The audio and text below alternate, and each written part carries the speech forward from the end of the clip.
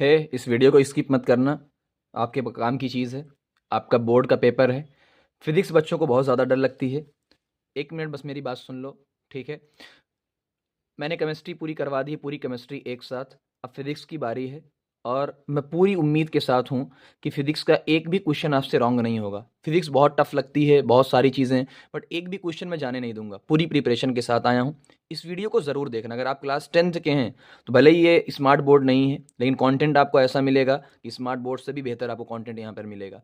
तो एक भी चीज़ मिस मत करना, मैं भी एक भी चीज़ मिस मत करूँगा। आप 1 घंटा 1.5 घंटा जितना बड़ा भी वीडियो होगा आप इसको ज़रूर देखिएगा। चलिए मैं शुरू करता हूँ और एक भी क्वेश्चन आपको रॉन्ग होने नहीं दूंगा। सबसे पहले हम लोग लाइट चैप्टर शुरू कर रहे हैं। इस चैप्टर को मैंने 2-3 पार्ट में डिवाइड किया है। पहले हम बेसिक टॉपिक्स को पढ़ेंगे, बेसिक इन्फॉर्मेशन पढ़ेंगे, इमेज के बारे में पढ़ेंगे, फिर हम क्वेश्चन के सॉल्व की तरफ चलेंगे। एक सिस्टमेटिक तरीके से मैंने पढ़ाया, इस बनाया पूरा का पूरा। देखिए, ये मान लीजिए एयर है, ये आपका वाटर है। दो अलग अलग मीडियम है, ये मीडियम 1 एयर और ये वाटर। आपकी ये लाइट आ रही है और जो भी लाइट आती है उसे बोलते हैं शॉर्ट फॉर्म में मैंने IR, इंसिडेंट रे। अब ये लाइट आई, इस पॉइंट पे टकराई और टकरा के वापस चली गई। तो देखो, एयर से आई थी, एयर में चली गई। तो अब दूसरी बात, एंगल जितना आई बनाया था उतना ही एंगल क्या है, ये बनता है। यानी एंगल हमेशा कहाँ से लेते हैं, नॉर्मल से। ये बात आपको क्लियर है। यानी जितने एंगल से आई थी, मान लो ये 30 से आई थी, मान लो ये 30 डिग्री से आई थी, तो 30 ही डिग्री से वापस चली जाएगी। तो इसे क्या बोलते हैं, रिफ्लेक्शन। जहां से आई थी वहीं चली गई। किसमें पढ़ना है आपको, मिरर के अंदर। अब मिरर प्लेन मिरर हो चाहे आपका कॉनकेव और कॉन्वेक्स मिरर हो, तो यहाँ पे जो लॉ है, कौन कौन से लॉ बचपन से पढ़े हैं, एंगल आई और एंगल आर आपस में बराबर होते हैं। और जो इंसिडेंट रे, रिफ्लेक्टेड रे, यानी ये वाली आने वाली जाने वाली, और जो नॉर्मल होते हैं, ये दोनों सब के सब क्या है, एक ही प्लेन में, सेम प्लेन में लाई करते हैं। एक ही प्लेन में क्या करते हैं, लाई करते हैं। लेकिन अगर रे ऐसा हो कि एयर से आके वाटर में चली जाए या ग्लास में चली जाए जो अलग मीडियम है, तो ऐसी चीजों को बोला जाता है रिफ्रैक्शन। यानी रिफ्रैक्शन में एयर से आई है, वाटर या ग्लास में चली गई है, यानी अपने मीडियम को चेंज कर दिया है। और जब मीडियम को चेंज करेगी तो स्पीड भी चेंज होगी, तो ये भटक जाएगी। तो इसे क्या बोलते हैं, रिफ्रैक्शन। जो लेंस में, प्रिज्म में, ग्लास स्लैब में और रेनबो के फॉर्मेशन में आप लोग पढ़ते हैं। ठीक, इतनी बात। अब ये एंगल ज्यादा होगा या कम होगा, तो मेरी एक बात को याद रखिएगा कि जहां आप जा रहे हैं, देखो एयर से आप कहां गए हैं, वाटर। इसका जो रिफ्रैक्टिव इंडेक्स आप आगे पढ़ेंगे, इतना जानकारी है। इसका जो म्यू यानी रिफ्रैक्टिव इंडेक्स ज्यादा होता है, तो इसका जो एंगल होगा, इसका जो एंगल होगा वो कम हो जाएगा। यानी ये दोनों उल्टे चलते हैं। इससे इसी से रिलेटेड मैं आपसे पूछ लूं, अगर कोई ग्लास से या वाटर से एयर में जा रहा हो, अगर कोई, समझना ताकि यहीं से क्वेश्चन सॉल्व हो जाएंगे। अगर कोई वाटर से जा रहा है एयर में, अब बताओ वाटर का म्यू क्या है, ज्यादा। जहां जा रहा है उसका म्यू क्या है, कम। उसका म्यू क्या है, कम। तो इसका मतलब इसमें एंगल क्या हो जाएगा, एंगल ज्यादा हो जाएगा। और ज्यादा होने का मतलब ये नॉर्मल से दूर जाएगा। ये देखो, ये कम हो रहा है, पहले एंगल इतना था, अब एंगल इतना बचा है, तो एंगल कम हो रहा है, यानी नॉर्मल के पास में आ रहा है। तो ये पहली चीज आपको रिफ्लेक्शन और रिफ्रैक्शन समझ में आ गया होगा। इसमें क्या है, इसमें भी वही ये वाला ला आपको सेम चलता है, बट यहाँ पे रिफ्लेक्टेड था, यहाँ पे रिफ्रैक्टेड है। और एक स्नेल ला आ जाता है, हम लोग जिसको डिटेल में पढ़ेंगे, तो यहाँ पे दो ला आते हैं। तो आपको पहली चीज तो क्लियर हो चुका होगा। अगले पॉइंट की तरफ आते हैं हम लोग। प्लेन मिरर के ऊपर सिलेबस में ज्यादा है नहीं, बस इतना। प्लेन मिरर का मतलब जिस मिरर में हम सब अपना चेहरा देखते हैं उसकी बात कर रहा हूं। कि देखो, मान लो आप प्लेन मिरर में आप सीधे खड़े हो। पहली चीज, जब आप इमेज बनाते हो तो क्या बनती है, वर्चुअल। तो पहली चीज क्या बनती है, वर्चुअल। अब मैं यहाँ पे बच्चों का एक डाउट क्लियर कर देता हूँ। What is the meaning of virtual. Virtual का मतलब ये होता है बच्चों, देखो एक चीज बता रहा हूँ। वर्चुअल का सिंपल सा मतलब क्या होता है कि मान लीजिए, इससे ज्यादा अच्छे समझ में आएगा आपको। ये आपका कॉन्वेक्स मिरर है। एक रे ऐसी आ रही है और टकरा के ऐसे चली जा रही है, ठीक है। एक रे ऐसे आ रही है और टकरा के ऐसे चली जा रही है। अब बताओ, ये रे ऐसे जा रही है, ये रे ऐसे आ रही है, क्या कभी मिल पाएगी। तो हमने कहा भाई कभी मिल नहीं पाएगी, कभी ये मिल नहीं पाएगी। अब अगर मिल नहीं पाएगी तो आपने को तो इमेज बनाना है, तो हम क्या करेंगे, इसी इमेज को पीछे की तरफ खींचेंगे। इसी इमेज को पीछे की तरफ खींचेंगे, यानी ये यहां कट जा रही है। इसे बोला जाता है वर्चुअल। वर्चुअल का मतलब दो ऐसी रे जो कभी मिल ना पाए, लेकिन हमें तो इमेज बनानी है, तो हमें दो लाइन को मिलाना ही पड़ेगा, है ना। तो अगर रे मान लो, देखो ये रे ऐसे जा रही है, अब हम इसको क्या करेंगे, ये ऐसे चली जा रही है, चली जा रही है। ये वाली रे जो है ऐसे चली जा रही है। अब ये इधर जा रही, कभी मिल नहीं पाएगी। ये रे इधर जा रही, कभी मिल नहीं पाएगी। तो हम क्या करते हैं, मानते हैं भाई इसको पीछे की तरफ बढ़ा दो, इसको भी पीछे की तरफ बढ़ा दो। जैसे मैथ में आप लोग एंगल कई बार निकालते हो, तो यानी ये रे यहां पे मिल गई, तो इसे ही बोला जाता है वर्चुअल इमेज। बात समझ में आई, वर्चुअल इमेज। अब समझ में आ गया होगा। और जो सच में रे मिल जा रहे हैं उसे रियल बोलते हैं। इरेक्ट, इरेक्ट का मतलब क्या होता है बेटा, अगर कोई भी सीधा है, हम सीधे हैं, देखो ये मार्कर ऐसे था, ऐसे ही है, उसे बोला जाता है इरेक्ट। लेकिन मार्कर ऐसे था, उल्टा बना, तो इसे बोला जाता है, याद रखना आप, इनवर्ट। क्या बोला जाता है? इनवर्ट। तो ये वर्ड भी साथ साथ आप लोग सीखते हो। चलो, तो एक तो वर्चुअल है, इरेक्ट बनता है, 2 पॉइंट क्लियर हो। दूसरा, सेम साइज का, भाई जितने बड़े हम है उतनी ही बड़ी मिलती है, सेम साइज। और यही क्वेश्चन पूछा जाता है। आप जब मैग्निफिकेशन का फार्मूला पढ़ोगे, height of image upon height of object, मान लो ये भी 10 का था, ये भी 10 का था, तो 10/10 क्या हो जाएगा? 1। मैंने प्लस क्यों लिखा है? क्योंकि ये इरेक्ट बना है, सीधा बना है। तो कोई भी चीज अगर सीधी बनती है उसे प्लस, और अगर कोई चीज उल्टी बनती है तो उसे माइनस। सेम डिस्टेंस पे, मान लो आप यहां 20 सेंटीमीटर पे खड़े हो, तो 20 सेंटीमीटर पे ही आप दिखाई दोगे। लेटरली इनवर्ट क्या मतलब है? कि आपका जो सी ऐसे होता है वहां ऐसे दिखेगा, लेफ्ट का राइट दिखेगा। फिर आते हैं स्फेरिकल मिरर पे। अब ये देखो, ये पहचान रहे हो कॉनकेव मिरर और ये कॉन्वेक्स मिरर। ध्यान क्या देना है कि देखो, लाइट हमेशा इस डायरेक्शन में आएगी, तो जिस डायरेक्शन में लाइट जाती है उस डायरेक्शन को क्या बोलते हैं? पॉजिटिव बोलते हैं। तो इस डायरेक्शन में क्या लेंगे? पॉजिटिव। पॉजिटिव, तो अपोजिट डायरेक्शन में निगेटिव हो जाएगा। तो इसकी फोकल लेंथ निगेटिव होती है, इसकी फोकल लेंथ पॉजिटिव होती है। आपको लिख के देगा concave mirror of focal length 10 centimetre, तो 10 नहीं लेना है आपको, -10 लेना है। रेडियस का आधा होती है, सबको पता है ना? इतनी चीज तो सबको पता है। तो कॉनकेव और कॉन्वेक्स आपको समझ में आ गया होगा, कॉनकेव और कॉन्वेक्स आपको समझ में आ गया। सेम इसी तरीके से जब हम लेंस की बात करते हैं, लेंस में कहानी उल्टी होती है। लेंस में क्या होता है कि देखो, ये आपका कौन सा लेंस होता है? कन्वर्ज करने वाला। तो इसको नाम क्या देते हैं? कॉन्वेक्स। क्या नाम देते हैं? कॉन्वेक्स। तो ये दोनों एक साथ चलेंगे और ये दोनों आपके एक साथ चलेंगे, है ना? ये डाइवर्ज करने का काम करता है ऐसे। तो कॉन्वेक्स देखो कन्वर्ज कर रहा है, तो इसकी फोकल लेंथ क्या हो जाएगी? पॉजिटिव। इसकी फोकल लेंथ क्या हो जाएगी? निगेटिव। ये बेसिक चीजें आपको पता होंगी, तो ये मैं इसलिए साथ में लिख दे रहा हूं, ये इसके साथ चलेगा, ये इसके साथ चलेगा, तो आपको रिलेट करने में आसानी होगी। अब आते हैं इमेज फॉर्मेशन के ऊपर, किस तरीके से इमेज फॉर्मेशन आपको ध्यान रखना है। तो मैं क्लियर बता दे रहा हूं कि देखो, जब भी कोई चीज, देखो याद रखना, जब भी कोई चीज ऐसे आती है इसका मतलब इनफाइनाइट से, तो यानी इनफाइनाइट से कोई भी चीज आती है सीधी लाइन में आती है। अब मिरर से टकराने के बाद वो जिस पॉइंट से पास होती है उसे बोलते हैं फोकस। यानी अगर कोई भी लाइन सीधी आएगी तो हमेशा कहां से पास होगी? फोकस से। तो याद रखना, इनफाइनाइट की इमेज कहां बनती है? तो क्लियर करो, इनफाइनाइट की इमेज कहां बनती है? फोकस पर। फोकस की इमेज कहां बनती है? इनफाइनाइट पे। सिंपल सी बात है, इनफाइनाइट की फोकस पे बनती है और कैसी बनती है? छोटी बनती है। तो एक बात ये भी क्लियर हो जाएगी, जो भी पैरेलल लाइन आएगी, जो भी इनफाइनाइट लाइन आएगी, वो कहां से हमेशा पास होगी? वो पैरेलल से पास होगी। तो इनफाइनाइट की फोकस पे, फोकस से की पैरेलल पे। अब मैंने आपके 4 पार्ट बनाए हैं, बहुत ध्यान सुनना, एक भी क्वेश्चन गलत नहीं होगा, आराम से बिना सॉल्व किए भी ऑप्शनल क्वेश्चन आ जाएंगे। ये होता है पोल, ये होता है फोकस। फोकस का डबल क्या होता है? रेडियस यानी सेंटर। और इस तरीके को इधर को बोला जाता है बियॉन्ड द सेंटर, भाई सेंटर के बाएं यानी बियॉन्ड द सेंटर। बात समझ में आ गई? चलो, ये मैंने 4 पार्ट बनाए हैं, 1 2 3 4, क्लियर कर लो। 1 यानी सेंटर के इधर 1, सेंटर फोकस के बीच में 2, और फोकस पोल के बीच में 3, और इस तरफ क्या है? 4। अब याद क्या रखना है आपको? ये तो याद ही हो जाता है भाई, इनफाइनाइट की फोकस पे, फोकस की इनफाइनाइट में, सब में यही खेल होगा। ये सब में, ये सिर्फ इसी में नहीं, मिरर हो, लेंस हो, सब में ये चलेगा। इनफाइनाइट का फोकस पे, फोकस का इनफाइनाइट पे, सब में ये चलेगा, इसलिए मैंने इसको अलग से बताया है।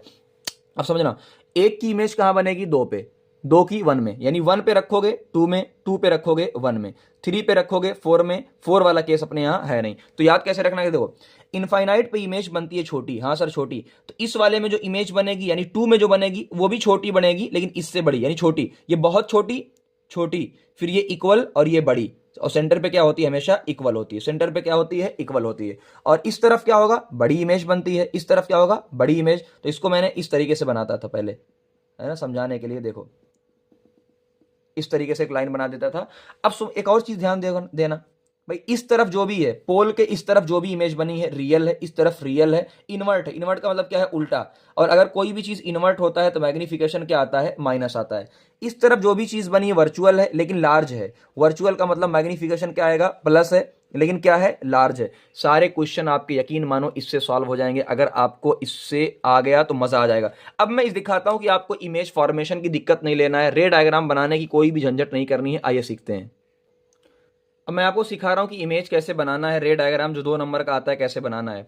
मान लीजिए एक आपको पता है कि यार, एक उसने कहा कि आपका ऑब्जेक्ट रखा है इनफाइनाइट पे, तो हमको पता है यार इनफाइनाइट की जो इमेज, इनफाइनाइट सीधी लेकर आएंगे।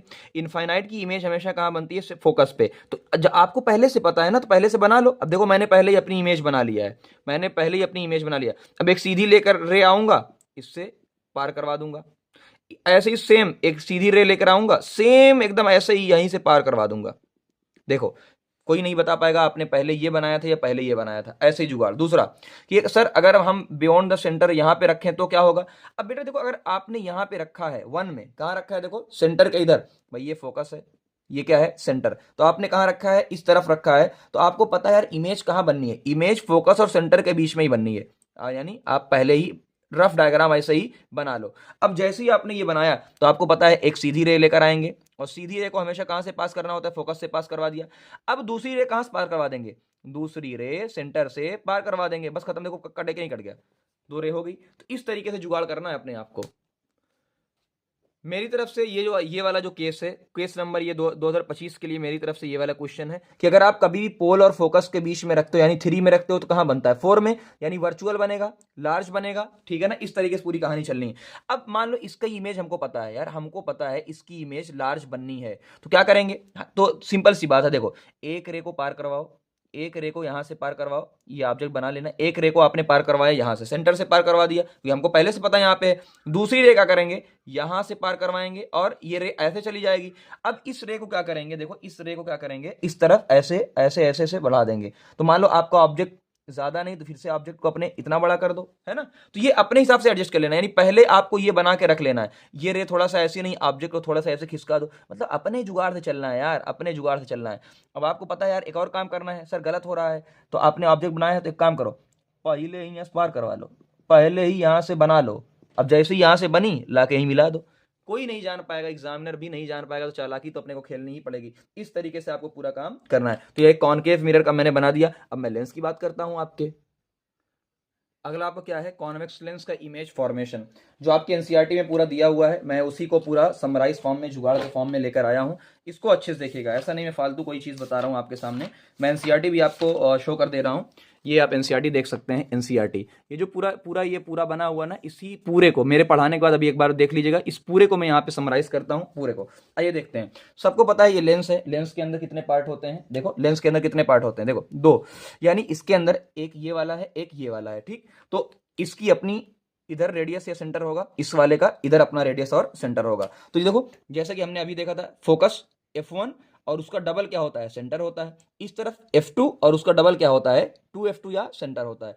उसको हमने 4 पार्ट में डिवाइड किया था, इसको आसानी के लिए हम 6 पार्ट में डिवाइड करेंगे। देखो कैसे, इनफाइनाइट पहला, इनफाइनाइट और F1 के बीच में सेकंड, F1 2F यानी इसमें है 2 सेंटर पे, 3, ये 4, ये 5, ये 6, ये नंबरिंग खाली करना जान जाओ, ये नंबरिंग खाली, भाई इनफाइनाइट को 1 देना है, और सेंटर के इस तरफ बियॉन्ड द सेंटर को 2 देना है, सेंटर को 3 देना है, इसके बीच में 4, ये 5 और ये 6। कुछ नहीं करना है, हमने पहले से यहाँ सीखा हुआ है। इनफाइनाइट की इमेज हमेशा कहाँ पे बनती है, फोकस पे। इनफाइनाइट की इमेज हमेशा कहाँ बनती है, फोकस पे।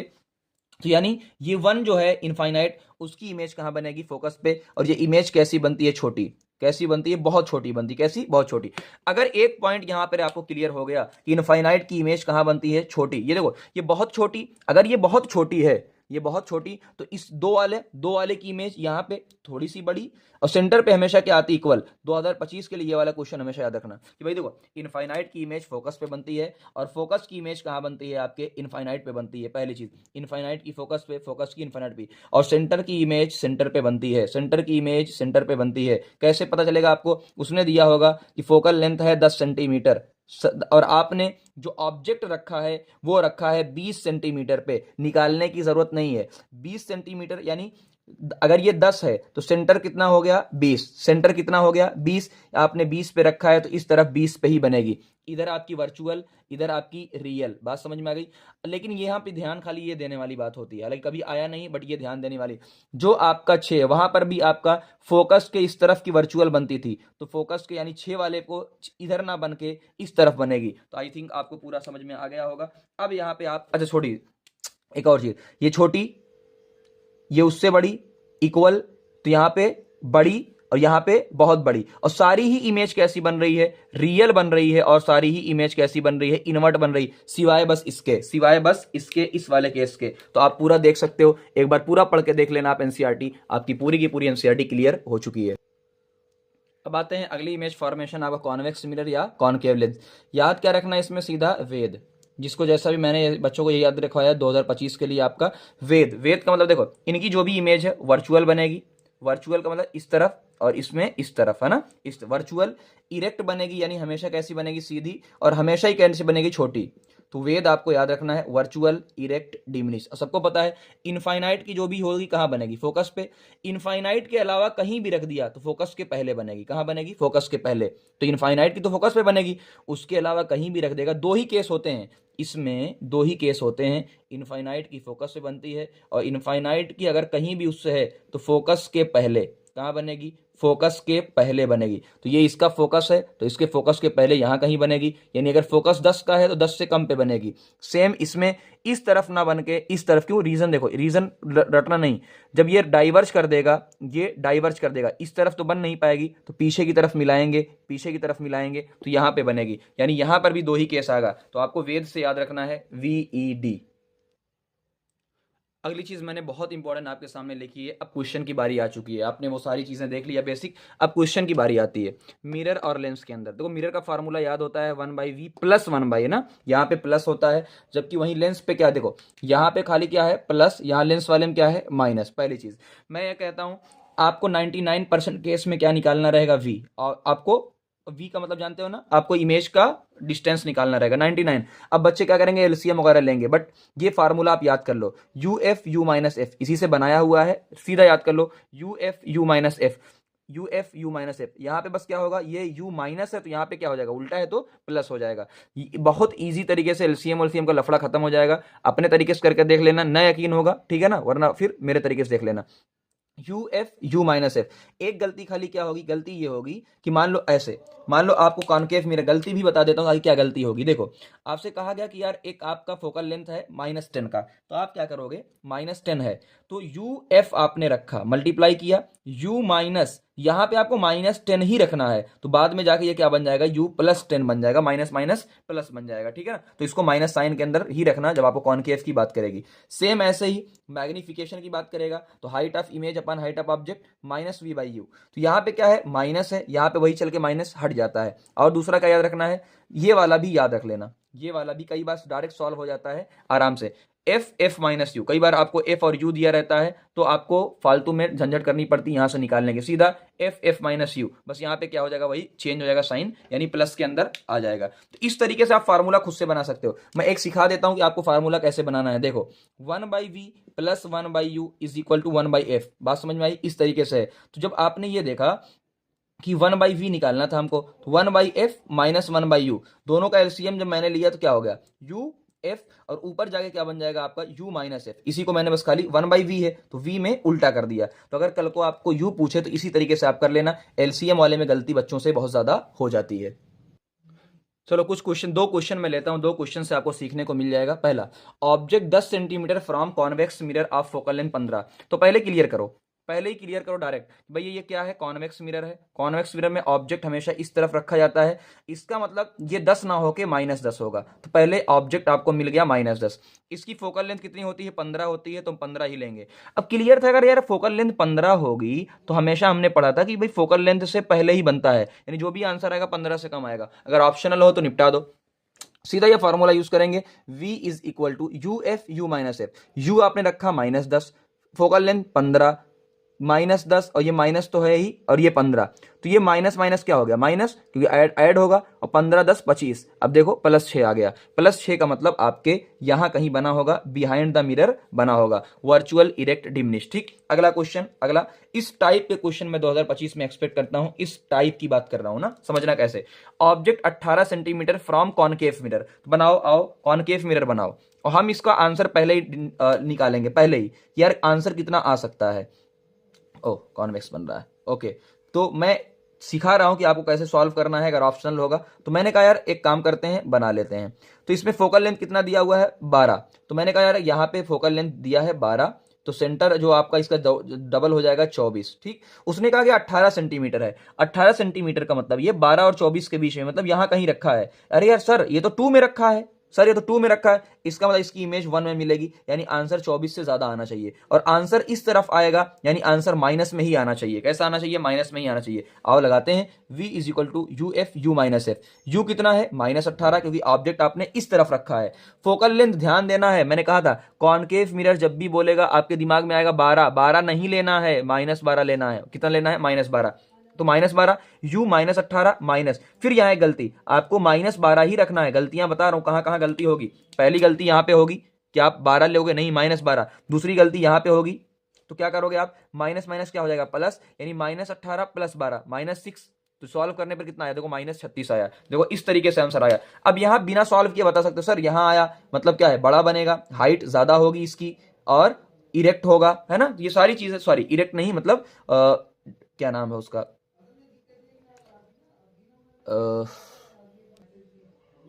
इन्वर्ट होगा, ठीक है ना। मैं भूल गया था नाम, कई बार भूल जाता है। इन्वर्ट क्या होगा? इन्वर्ट उल्टा होगा। तो इस तरीके से आपको सॉल्व करना है चीजें। ये क्वेश्चन या इस टाइप का क्वेश्चन मैं 2025 के लिए एक्सपेक्ट कर रहा हूं। बहुत इंपॉर्टेंट समझना। At what distance from a concave lens, यानी उसने आपसे कहा यार एक आपका कॉनकेव लेंस है, एक कॉनकेव लेंस से पहले बना लिया करो फिगर। फोकल लेंथ इसकी 20 सेंटीमीटर दिया हुआ है, इसने 20 सेंटीमीटर दिया है। Should a 6 centimetre tall object place so that it form an image 15 centimetre, lens से 15 सेंटीमीटर पे उसकी इमेज बने। तो ये हम लोग को क्लियर है भाई, ये 20 सेंटीमीटर इसकी फोकस हो गई, उसने कहा 15 सेंटीमीटर, यानी उसकी यहां कहीं इमेज बन रही, यहां कहीं उसकी इमेज बन रही है। अब पहली चीज यहीं से, बिना इस फिगर को जाने लोग कंफ्यूज होंगे। देखो फोकल लेंथ 20 है, सबको पता है हम 20 ना लेकर कितना लेंगे? -20 लेंगे, क्योंकि कौन को केव लेंस से डाइवर्जिंग होता है। तो पहली गलती यहां पे होगी आपकी, सबसे पहले मार्क कर लो पहली गलती यहां। दूसरी, उसने सिर्फ बोला 15 सेंटीमीटर, आपको पता है कि सर 15 सेंटीमीटर यानी इधर बनता है, इस तरफ बनता है, यानी 15 ना होकर ये -15 लेंगे। कितना लेंगे? -15। तो v को -15 लेंगे, फोकस को -20 लेंगे। अब यहां पे आपसे क्या पूछा है? u। क्या पूछा है? u, यानी u भी कहां आएगा? इस तरफ आएगा, यानी माइनस में ही आएगा। पहली चीज तो ये है। अब क्या करेंगे, कुछ लोग ये फार्मूला यूज करो, ये वाला 1/v - 1/u = 1/a। तो एक तो ये क्या होता है, आराम से सॉल्व हो जाएगा, कोई दिक्कत नहीं होगी आपसे। मैं जानबूझ के यहाँ पे डेरिवेशन मैंने एक लिखा हुआ है, जानबूझ के, कि आप ये भी याद कर सकते हो इन केस इसके लिए, ठीक है ना। अब समझना, आप डायरेक्ट सॉल्व कर लो एलसीएम लेके। मैं इसलिए बता रहा हूं, कई बार ऐसी वैल्यू आ जाती है जो पॉइंट में आती है, 7.5 दे दिया, 15 दे दिया, 13 दे दिया, तब क्या करोगे? एलसीएम लेने में प्रॉब्लम आती है। तो इसलिए आप पूरा देखो, मैंने इसको सॉल्व किया है किस तरीके से। तो एक फार्मूला सीधा निकल के आ गया है, यू एफ, जैसे उसमें U F U minus F आता था, इसमें V F F minus V. तो मैं प्रेफर नहीं करूंगा, इसको याद कर लो, वहीं पे फौरन बना लो, टाइम रहता है, फौरन इस फार्मूले को वहीं पे बना लो। अब जैसे ही फार्मूला आया, सिर्फ आपको पुट करना है, और जैसे ही आपने पुट किया, देखो मैंने फिर कहा एक गलती कहां होगी, यहाँ एफ माइनस वी है, F minus V, F minus V. तो एफ कितना है? -20, माइनस, और माइनस माइनस क्या हो जाएगा? प्लस। तो आपका आंसर कितना आ गया? -60। जब एक तो तरीका क्या है कि यहां पे पहुंच गए, दूसरा क्या है कि आपको हाइट भी उसने बोला है निकाल दो। हाइट तो छोटी आएगी क्योंकि हमने पूछ पढ़ा था वर्चुअल, इरेक्ट, डिमिनिश। वर्चुअल मतलब इस तरफ, इरेक्ट मतलब सीधा, डिमिनिश का मतलब छोटा। अब मैग्निफिकेशन क्या होता है? Height of image upon height of the object is equal to v/u। आपको क्या चाहिए? हाइट ऑफ इमेज, तो यानी इस h को मल्टीप्लाई कर दो, बस आंसर रखो और सिंपल सा पा जाओ। इस तरीके से आपको पूरा क्वेश्चन आपको करना है। बात समझ में आई?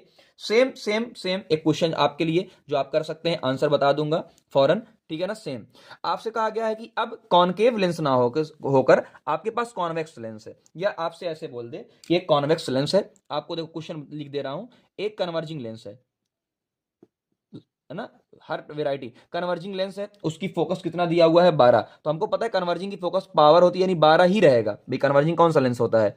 यही वाला लेंस होता है कन्वर्जिंग, है ना। यही वाला लेंस क्या होता है? कन्वर्जिंग होता है, ये वाला। तो इसकी पावर पॉजिटिव, फोकल लेंथ भी क्या होती है? पॉजिटिव। तो 12 का 12 ही रहेगा। उसने कहा कि जो आपकी इमेज है वो 48 सेंटीमीटर पे बन रही है, other side of the lens. कहां बन रही है? Other side. अब अदर साइड का मतलब क्या है? इस तरफ बन रही है, यानी अब क्या लेंगे? इसको प्लस ही लेंगे। सेम वही जो मैंने आपको तरीका भी बताया था, सेम उस फार्मूले के लगाओ और आंसर पाओ। तो आपको क्या निकालना है? ऑब्जेक्ट यू निकालना है। तो आपको यू निकालना है, मैं आंसर बता दे रहा हूं कि -16 आया है। आप कमेंट करना कि आपने सही निकाला कि नहीं निकाला। अगला टॉपिक आपका है पावर। इस पे क्वेश्चन 2025 में 2 नंबर या 3 नंबर आपको मिलेगा, मेरी समझ से 3 नंबर आपको मिलेगा। क्या होता है पावर? क्या होता है? एबिलिटी ऑफ लेंस कन्वर्ज करने की या डाइवर्ज करने की जो एबिलिटी होती है वो क्या होती है? पावर। किस पे डिपेंड करता है? फोकल लेंथ पे। पावर क्या होता है? 1 बाई फोकल लेंथ। किसके अंदर लेकिन होना चाहिए, गड़बड़ी ना हो, मीटर के अंदर। किसके अंदर होनी चाहिए? मीटर। लेकिन अगर अक्सर क्या होता है सेंटीमीटर के अंदर दिया रहता है, तो आप क्या करोगे? 100 से मल्टीप्लाई कर दोगे। एसआई यूनिट क्या होती है? डायप्टर। तो 1 डायप्टर पूछा जा सकता है आपका कि 1 डायप्टर क्या है, तो आप कहोगे 1 आया है, इसका मतलब फोकल लेंथ भी कितनी होगी? 1। तो power of lens whose focal length के थ्रू 1 मीटर, यूनिट आपकी 1 मीटर इनवर्स हो जाएगी। सिंपल सी बात, फोकल लेंथ नीचे है। जैसे एग्जांपल, फोकल लेंथ 10 सेंटीमीटर है। अब कुछ लोग क्या करेंगे, 10 सेंटीमीटर को पहले मीटर में कन्वर्ट करेंगे। कोई जरूरत नहीं है, सीधा 100/10। भाई सेंटीमीटर है 100 से 100/10, तो ये भी कितना आएगा? प्लस में, और ये क्या आ जाएगा? माइनस के अंदर। और जैसा कि हम सबको पता है कि भाई कन्वर्जिंग और डाइवर्जिंग ये दो चीजें होती हैं। किसको कन्वर्जिंग बोला गया है, किसको डाइवर्जिंग बोला, आपको पता ही चल गया होगा। ठीक, ये बात आपको समझ। तो ये हमारा ये वाला चैप्टर कहीं ना कहीं खत्म होता है, लेकिन एक टॉपिक आपका बचा है, वो क्या है? रिफ्रैक्शन यानी रिफ्रैक्टिव इंडेक्स। उसको भी थोड़ी देर में हम देख ही लेते हैं। ये टॉपिक आपका है रिफ्रैक्टिव इंडेक्स का, सबको पता है mu is equal to C by V. C क्या होता है? स्पीड ऑफ लाइट यानी 3 × 10⁸ मीटर पर सेकंड। वेलोसिटी यानी जिस मीडियम में आप ट्रेवल करेंगे। तो यहां से आपको एक चीज दिखती हुई मिल रही होगी कि म्यू और वी क्या होते हैं? उल्टा होते हैं। यानी जिसका म्यू ज्यादा होगा उसका वी क्या होगा? कम होगा। आपको म्यू किसका याद रखना है? देखो, म्यू एयर का कितना होता है? 1 होता है। जैसे ही आप चलोगे, दो ही चीजों का याद रखना होता है, ग्लास का और वाटर का आपको याद रखना होता है। बात समझ? और किसी का भी आपको याद रखने की जरूरत नहीं होती है। बात समझे? तो वाटर का आपका होता है 1.33, जिसे कई बार 4/3 के नाम से जानते हैं। इसका होता है 1.5 यानी 3/2। इतना ही अगर आपको याद है तो आपको काम चल जाएगा। तो यानी जिसका म्यू ज्यादा उसमें स्पीड क्या हो जाएगी? कम। तो इस तरीके से आप सॉल्व कर सकते हो, म्यू ज्यादा स्पीड कम। ऐसे ही म्यू टू 1 यानी 2 का रिफ्रैक्टिव इंडेक्स किसके रेस्पेक्ट में? 1 के रेस्पेक्ट में। 2 का 1 के रेस्पेक्ट में, यानी 2 ऊपर आएगा 1 नीचे आएगा। क्योंकि म्यू और वी क्या है आपस में? म्यू और वी उल्टे होते हैं। तो जहां म्यू 2 आएगा वहां वी 1 आएगा, जहां म्यू 1 आएगा वहां वी 2 आएगा। तो मैं समझता हूं कि रिफ्रैक्टिव इंडेक्स भी आपको इतना ही पढ़ना है। अब आते हैं भैया कि कौन ज्यादा कौन कम एंगल, उसकी तरफ चर्चा कर लेते हैं। थोड़ा सा आपके ग्लास स्लैब के ऊपर चर्चा कर लेते हैं कि ग्लास स्लैब की क्या कहानी आपके बुक में दी हुई है। ठीक, ग्लास स्लैब की क्या कहानी आपके बुक में दी हुई है, तो आइए देखते हैं ग्लास स्लैब की क्या कहानी है। बहुत सिंपल तरीके से इसको भी देखेंगे, खत्म कर लेंगे इसको भी। देखो, ग्लास स्लैब की क्या कहानी है, हमने पहले ही आपसे कहा था कि म्यू और एंगल उल्टे होते हैं। बाहर क्या है? एयर। अंदर क्या है? ग्लास। और ग्लास का रिफ्रैक्टिव इंडेक्स क्या है? ज्यादा। अब एक रे आ रही है, एक रे ऐसे मान लीजिए आ रही है, ये ऐसे जाना चाहती है। मान लो ये ऐसे जाना चाहती है, ठीक है ना। लेकिन ये चूंकि यहां पे आई है तो अंदर थोड़ा सा कम एंगल पे जाएगी। सिंपल सी बात है भाई, यहां पे टकराएगी। देखो, म्यू और एंगल क्या होते हैं? उल्टे। अंदर म्यू ज्यादा है तो ये क्या करेगा? इसका एंगल क्या हो जाएगा? कम हो जाएगा। अब यहां आई, अब यहां से बाहर निकलेगी। अब बाहर फिर से क्या है? एयर। अब बाहर फिर से क्या है? एयर। अब बताओ, बाहर का म्यू क्या है? म्यू है कम, तो एंगल क्या हो जाएगा? ज्यादा। तो यानी ये ऐसे चली जाएगी। तो देखो, ये वाली रे और ये वाली रे दोनों आपस में क्या होती हैं? पैरेलल होती हैं। क्यों पैरेलल हैं? कि यहां भी एयर है, यहां भी एयर है। कल को वो हाइपोथेटिकल क्वेश्चन अगर बना दे, भैया यहां एयर है, यहां कोई दूसरा मटेरियल है, अब ये पैरेलल नहीं जाएगी, है ना। इस तरीके से ग्लास स्लैब की पूरी कहानी चलती है। अब आते हैं हम सेकंड चैप्टर की तरफ, जो मैग्नेट वाला है। बाकी 2 चैप्टर हम हो सकता है लैपटॉप से करें। तो ये मैग्नेट वाला चैप्टर है, देखिए ध्यान से, कुछ भी नहीं है, एक बार आप पढ़ के देखिएगा। जब भी कोई इलेक्ट्रिक करंट फ्लो होता है वायर के अंदर तो मैग्नेटिक फील्ड प्रोड्यूस होती है, ठीक है, आपने पढ़ा होगा। अब समझना, अगर करंट वायर के अंदर प्रोड्यूस हो रहा है तो अगर हीट प्रोड्यूस कर रहा है तो heating effect, magnetic field produce कर रहा है तो मैग्नेटिक इफेक्ट। पहली चीज, जैसे कि बैटरी लगाई आपने, कॉपर का वायर लगाया, आयरन की नेल लगाई, तो अब ये क्या होता है? इलेक्ट्रोमैग्नेट बन जाता है। ये आप लोगों ने पढ़ा होगा। तो मैग्नेट क्या होता है, इसकी भी आप प्रॉपर्टी अच्छे से एक बार पढ़ लो। मैग्नेट क्या होता है? प्रॉपर्टी आपको कि हर मैग्नेट के पास 2 पोल होते हैं, नॉर्थ पोल और साउथ पोल होते हैं, ठीक है ना। ये क्वेश्चन देखो कि अगर किसी भी रस्सी से बांध कर लटका दो, किसी भी मैग्नेट को अगर आप फ्रीली छोड़ दो तो वो एंड नॉर्थ की तरफ जाएगा, वो नॉर्थ पोल हो जाएगा, साउथ की तरफ जाता है वो साउथ पोल हो जाता है। ये कहानी आपको पता होगी। हर मैग्नेट में क्या होते हैं? 2 पोल होते हैं। एक पोल कभी भी एग्जिस्ट नहीं करता है, 2 पोल होते हैं। कहां कहां यूज होता है ये आप एक बार पढ़ के देख लीजिए। फिर आते हैं कि मैग्नेटिक फील्ड के, तो थ्योरेटिकल चैप्टर पूरा है इसलिए इस पे पढ़ा रहा हूं। मैग्नेटिक फील्ड क्या होती है? कोई भी space around a magnet, magnet के आसपास का जो एरिया होता है, स्पेस होता है, वही क्या होता है? मैग्नेटिक फोर्स जहां पे लगता है मैग्नेटिक फोल्ड होती है। एक वेक्टर क्वांटिटी होती है, यानी कि इसके अंदर डायरेक्शन होता है। एसआई यूनिट क्या होती है? टेस्ला होती है।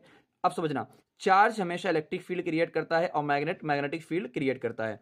अब आते हैं मैग्नेटिक फील्ड लाइन।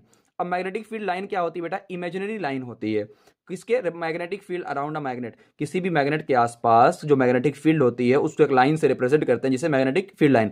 प्रॉपर्टी बहुत इंपॉर्टेंट है, आप देखिए क्वेश्चन कई बार आया हुआ है। पहला, ये कॉन्टिन्यूअस होती है, कर्व या कॉन्टिन्यूअस कर्व यानी ब्रेक नहीं होता, यानी एक क्लोज लूप होती है। क्यों क्लोज लूप होती है अभी मैं आपको बताऊंगा, क्योंकि ये नॉर्थ से साउथ, साउथ से नॉर्थ ऐसे पूरा चल रही है। दूसरा, अब ये बहुत इंपॉर्टेंट है, आउटसाइड नॉर्थ टू साउथ और इनसाइड साउथ टू नॉर्थ होती है। दूसरा, मैग्नेटिक फील्ड स्ट्रांग होती है अगर वो पास में होती हैं।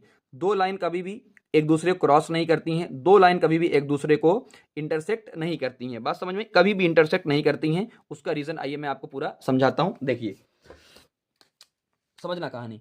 मान लो एक लाइन ऐसे जा रही है, ये क्वेश्चन आने के चांसेस बहुत ज्यादा हैं। एक लाइन ऐसे जा रही है तो, और एक लाइन कैसे जा रही है ऐसे। अब ये यहाँ पे इन लोगों ने क्रॉस कर दिया। अब समझना, ये इस वाले पॉइंट पे जहां क्रॉस किया है उस वाले पॉइंट पे देखना, इस वाली जो एक लाइन नंबर 1 के अकॉर्डिंग ये कहां जा रहा है, लाइन नंबर 1 के अकॉर्डिंग ये इधर जा रहा है, लाइन नंबर 2 के अकॉर्डिंग ये इधर जा रहा है। अब बताओ, इसी डायरेक्शन पे कोई इधर जा रहा है, इसी डायरेक्शन पे कोई इधर जा रहा है, बताओ कितनी डायरेक्शन हो गई, दो डायरेक्शन। जबकि ये पॉसिबल नहीं है कि दो डायरेक्शन हो, ये पॉसिबल है ही नहीं, इसीलिए दो लाइन कभी भी इंटरसेक्ट नहीं करती हैं। बात समझ में आई। आगे आगे आपको दिख रहा होगा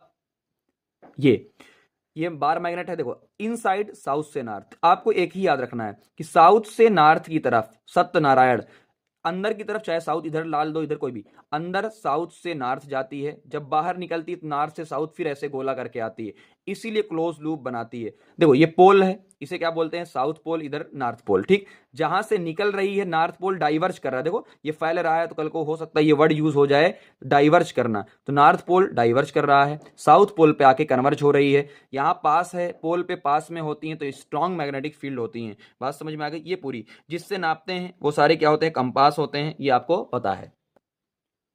हो सकता है ये फिगर देके आपसे पूछ लिया जाए ये फिगर क्या रिप्रेजेंट करता है, तो हम कहेंगे ये फिगर जो है इसके आसपास मैग्नेटिक फील्ड रिप्रेजेंट करती है। तो ये देखो लिखा हुआ है कि have the line along which iron filling align, यानी आयरन फिलिंग ने अपने अकॉर्डिंग जिसको अरेंज किया वही क्या होती है, मैग्नेटिक फील्ड लाइन होती है। ऐसा क्यों हुआ है, क्योंकि मैग्नेट एक फोर्स लगाता है इसलिए ऐसा हुआ है। तो ये क्वेश्चन भी आपसे पूछा जा सकता है। दूसरा, एक्टिविटी के नाम पे ये क्वेश्चन जो एक्टिविटी दी हुई है, ये एक्टिविटी आपसे पूछी जा सकती है, ये वाली एक्टिविटी कि आप ड्रॉ करिए मैग्नेटिक फील्ड लाइन को with the help of compass needle. तो आपको पता है south north south north south north activity आप लोगों ने पढ़ी होगी, तो इस एक्टिविटी को भी नजरअंदाज मत करिएगा, जरूर करिएगा। फिर आते हैं हम लोग इलेक्ट्रोमैग्नेटिज्म के ऊपर, यानी मैग्नेटिक इफेक्ट ऑफ करंट के ऊपर। ऑरेस्टेड की डिस्कवरी के नाम पे आप सबको पता होगा क्या क्या हुआ था, यहाँ पूरा लिखा हुआ है, एक बार आप खाली रीड करके देख लीजिए, आपको पूरा का पूरा समझ में आ जाएगा। एक रोक के आप रीड जरूर करिएगा, 1 बाय 1 ये पूरा एक बार रीड करिएगा, फिर मैं आपको समझाता हूँ क्या क्या हुआ है। एक बार आप जरूर इसको रीड करिएगा ताकि आपको बना के वहां लिखना आए। चलो, ऑरेस्टेड के एक्सपेरिमेंट के अकॉर्डिंग ये बात हुई थी। देखो आप सबको पता है होता है कि कंपास नीडल होती है, कंपास नीडल। अब कंपास नीडल मैग्नेटिक फील्ड पे वर्क करती है, एमएफ का मतलब मैग्नेटिक फील्ड पे वर्क। जैसे ही इसके पास आप मैग्नेट लेकर आओगे, जैसे ही इसके पास आप मैग्नेट लेकर आओगे ये हिलने लगेगी, ठीक है ना। इसका मतलब भाई देखो मैग्नेट की अपनी मैग्नेटिक फील्ड है, मैग्नेट की अपनी मैग्नेटिक फील्ड है और ये हिलने लगेगा। ऑरेस्टेड ने ये देखा कि हमारे पास मैग्नेट भी नहीं है, हमारे पास मैग्नेट भी नहीं है, और जैसे ही मैं एक वायर के अंदर, इसको मैंने माना वायर, जैसे ही मैं वायर के अंदर करंट को पास करवाता हूं ये हिलने लगता है। तो यहां से उनको ये पता चला कि भैया देखो magnetic field current carrying wire, यानी अगर किसी वायर के अंदर आप करंट पास करवाते हो तो मैग्नेटिक फील्ड बनती है, और मैग्नेटिक फील्ड बनती है तो इससे कंपास नीडल हिलने लगती है। तो ई ऑरेस्टेड का पूरा एक्सपेरिमेंट था, तो इस एक्सपेरिमेंट को भी आप छोड़कर मत जाइएगा। उसके बाद हम आगे बढ़ते हैं, और आगे किस पर बढ़ते हैं, करंट कैरिंग कंडक्टर, किस पे। अच्छा एक बात यहाँ पे और आती है, अगर करंट की डायरेक्शन को आप रिवर्स करोगे तो ये इधर घूम रहा था तो कल को इधर घूमने लगेगा। ये तो सिंपल सी बात है, डायरेक्शन रिवर्स करने की वजह से रिवर्स हो जाएगा। चलो अब आते हैं हम लोग किसके ऊपर, आते हैं स्ट्रेट, ये इस वाले के पास आते हैं हम लोग। ठीक, ये वाली चीज कि मैग्नेटिक फील्ड किसके किसके बारे में हम सबको पढ़ना है। तो मैग्नेटिक फील्ड अगर आप ध्यान से देखिएगा तो मैग्नेटिक फील्ड हमको इन इन चीजों के बारे में पढ़ना है। हाँ बच्चों, तो ये चीज अगली चीज है कि करंट कैरिंग वायर, कि अगर एक करंट कैरिंग वायर है तो इसकी मैग्नेटिक फील्ड कैसी आएगी। पहला, इसका जो मैग्नेटिक फील्ड आएगी एक सर्कल के फॉर्म में आएगी, एक सर्कल, दो सर्कल, तीन सर्कल, और इसका जो भी सेंटर होगा वायर के ऊपर लाई करेगा।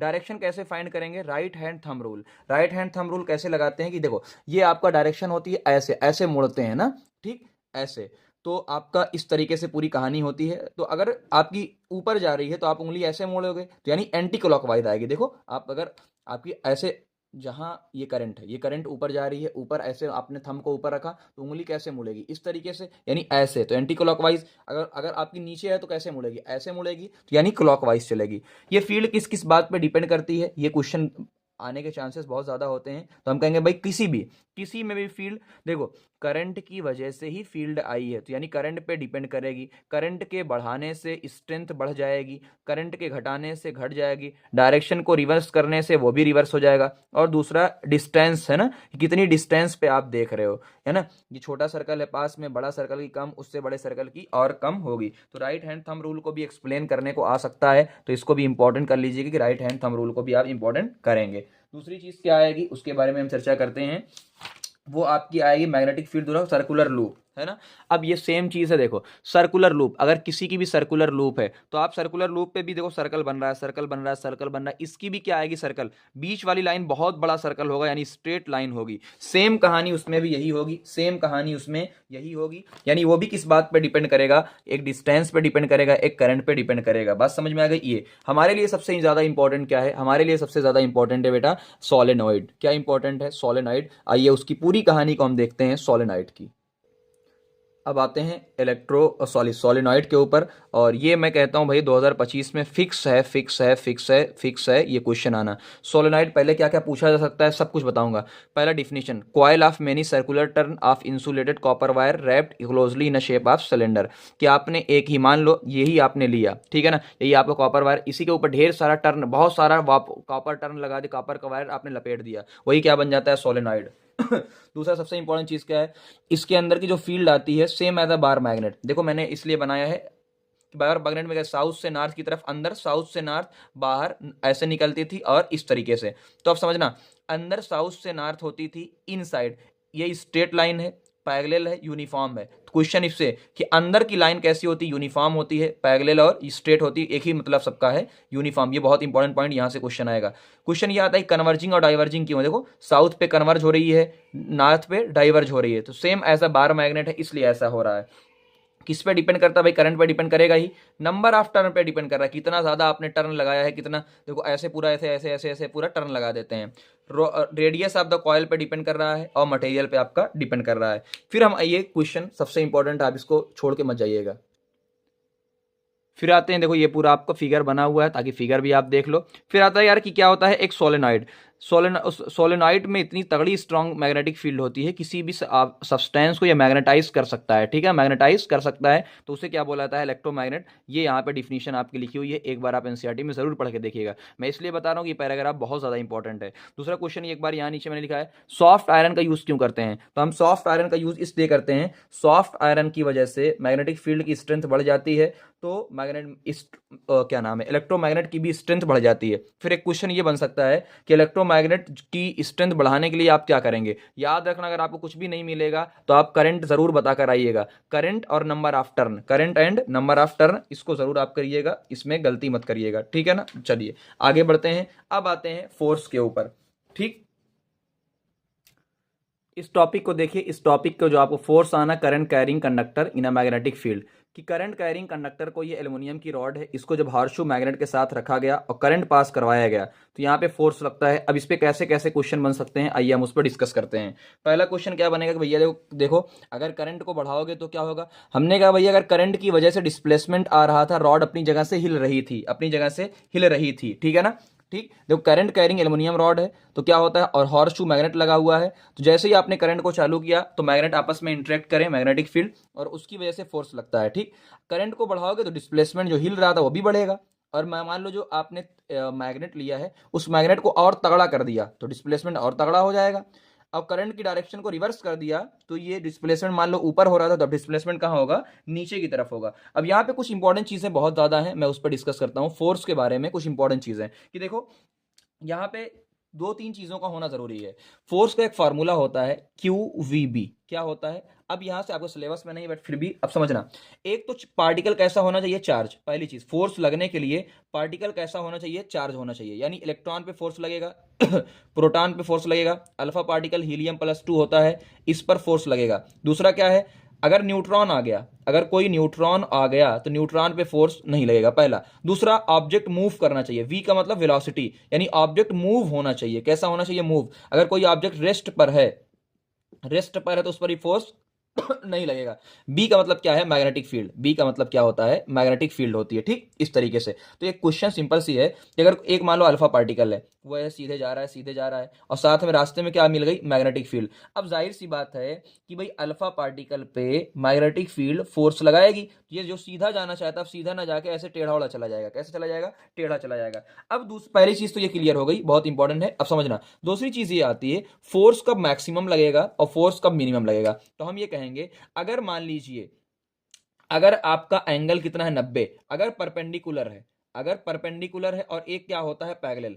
एक होता है पैरेलल और एक होता है परपेंडिकुलर। यानी अगर मैग्नेटिक फील्ड के आपका जो कंडक्टर है, अगर वो परपेंडिकुलर है मैग्नेटिक फील्ड के, तो मैक्सिमम फोर्स लगेगा, और अगर वो पैरेलल है तो यहाँ पे जीरो फोर्स लगेगा, यानी यहाँ पे मिनिमम फोर्स लगेगा। तो ये कंडीशन आप याद रखिएगा, एनसीईआरटी ने इसको मेंशन किया हुआ है, ठीक। ये इसकी डायरेक्शन कैसे निकालेंगे? तो डायरेक्शन सबको पता है, फ्लेमिंग का लेफ्ट हैंड रूल, ये आपने अच्छे से पढ़ा होगा, मैं डिस्क्रिप्शन में इसको डाल दूंगा, अच्छे तरीके से बनाया हुआ है। फ्लेमिंग का लेफ्ट हैंड रूल, फ्लेमिंग का लेफ्ट हैंड रूल आपको यहाँ पे देखने को मिलेगा डायरेक्शन फाइंड करने के लिए। अब एनसीईआरटी में देखो किस तरीके से आपको गचाया गया है, वो देखना ध्यान से, है ना। देखो आपका दिया हुआ है कि आपकी मैग्नेटिक फील्ड इस तरफ जा रही है, आपकी एम यानी एम एफ यानी मैग्नेटिक फील्ड इधर जा रही है, आपका इलेक्ट्रॉन इस तरफ जा रहा है, यानी मैं सॉरी लिखता हूं इलेक्ट्रॉन। तो आपका इलेक्ट्रॉन कहां जा रहा है? इस तरफ जा रहा है। तो बताओ इस पर जो फोर्स लगेगा वो कहां लगेगा? तो फोर्स कहां लगेगा? अंदर की तरफ लगेगा, यानी इनटू, यानी अंदर की तरफ लगेगा। पहली चीज तो ये है, एनसीईआरटी ने दिया है। कल को क्वेश्चन जो आया था, क्वेश्चन ये आया, अब इलेक्ट्रॉन ना होकर इलेक्ट्रॉन में इंटू लगता है, तो समझना, मैं बहुत जो कहना चाहता हूं वो समझना। अगर ये इलेक्ट्रॉन है इंटू, यहीं पे कोई होता अल्फा, यानी यहां पर प्रोटॉन, तो ये दोनों कैसे होते हैं? पॉजिटिव। अब इंटू ना होके ये आउट ऑफ द पेज चला जाता है। तो इंटू ना होके ये कहां चला जाता? आउट ऑफ द, भाई देखो, अगर निगेटिव पे इंटू तो उसमें आउट, यहीं पर होता आपका न्यूट्रॉन, तो न्यूट्रॉन पे कोई भी फोर्स नहीं लगता। ये चीज आपको ध्यान देनी है, इंपॉर्टेंट है, बहुत ध्यान से आपको चलना है, ठीक। ये हुई आपकी ये पूरी कहानी। अब आते हैं लास्ट टॉपिक, और लास्ट टॉपिक आपका क्या है? वो टॉपिक आपका है डोमेस्टिक इलेक्ट्रिक सर्किट। मुझे नहीं लगता कि इसको किसी को पढ़ाने की जरूरत है। डोमेस्टिक इलेक्ट्रिक सर्किट में आपको क्या क्या है? एक तो वायर का जो कलर होता है उसको याद रखिएगा, पहली चीज तो वायर का कलर, क्या क्या याद रखना है? कलर, किस किस कलर के वायर होते हैं वो याद रखिएगा, पहली चीज। दूसरा, हम लोग सर्किट जो होती है, सर्किट, घरों की जो सर्किट होती है वो पैरेलल में क्यों होती है? पैरेलल में ताकि सेम वोल्टेज मिले, सबके अपने अपने फायदे होते हैं ना पैरेलल के, आपको पता है। तो एक तो पैरेलल होती है, सीरीज क्यों नहीं होती? सेम इसी है ना, ठीक। पैरेलल क्यों होती है उसका रीजन। दूसरा, आपका शॉर्ट सर्किट क्या होता है? शॉर्ट सर्किट अच्छे से आपने पढ़ा है, शॉर्ट सर्किट क्या होता है, इसको आप अच्छे से पढ़िएगा। और लास्ट में आपको क्या करना है शॉर्ट सर्किट के बाद आपको, कि ओवरलोडिंग क्या होती है, शॉर्ट सर्किट क्या होती है, ओवरलोडिंग क्या होती है, ये आपको ध्यान रखना है, और कुछ भी नहीं इसके अलावा, बस, ठीक है ना। हाँ, क्वेश्चन ये हो सकता है, शॉर्ट सर्किट में क्या होता है? करंट बहुत तेजी से इंक्रीज हो जाती है ना, ये बात आपको पता है। इतनी चीजें पढ़ेंगे और बाकी चीजें हम लैपटॉप से कवर कर रहे हैं।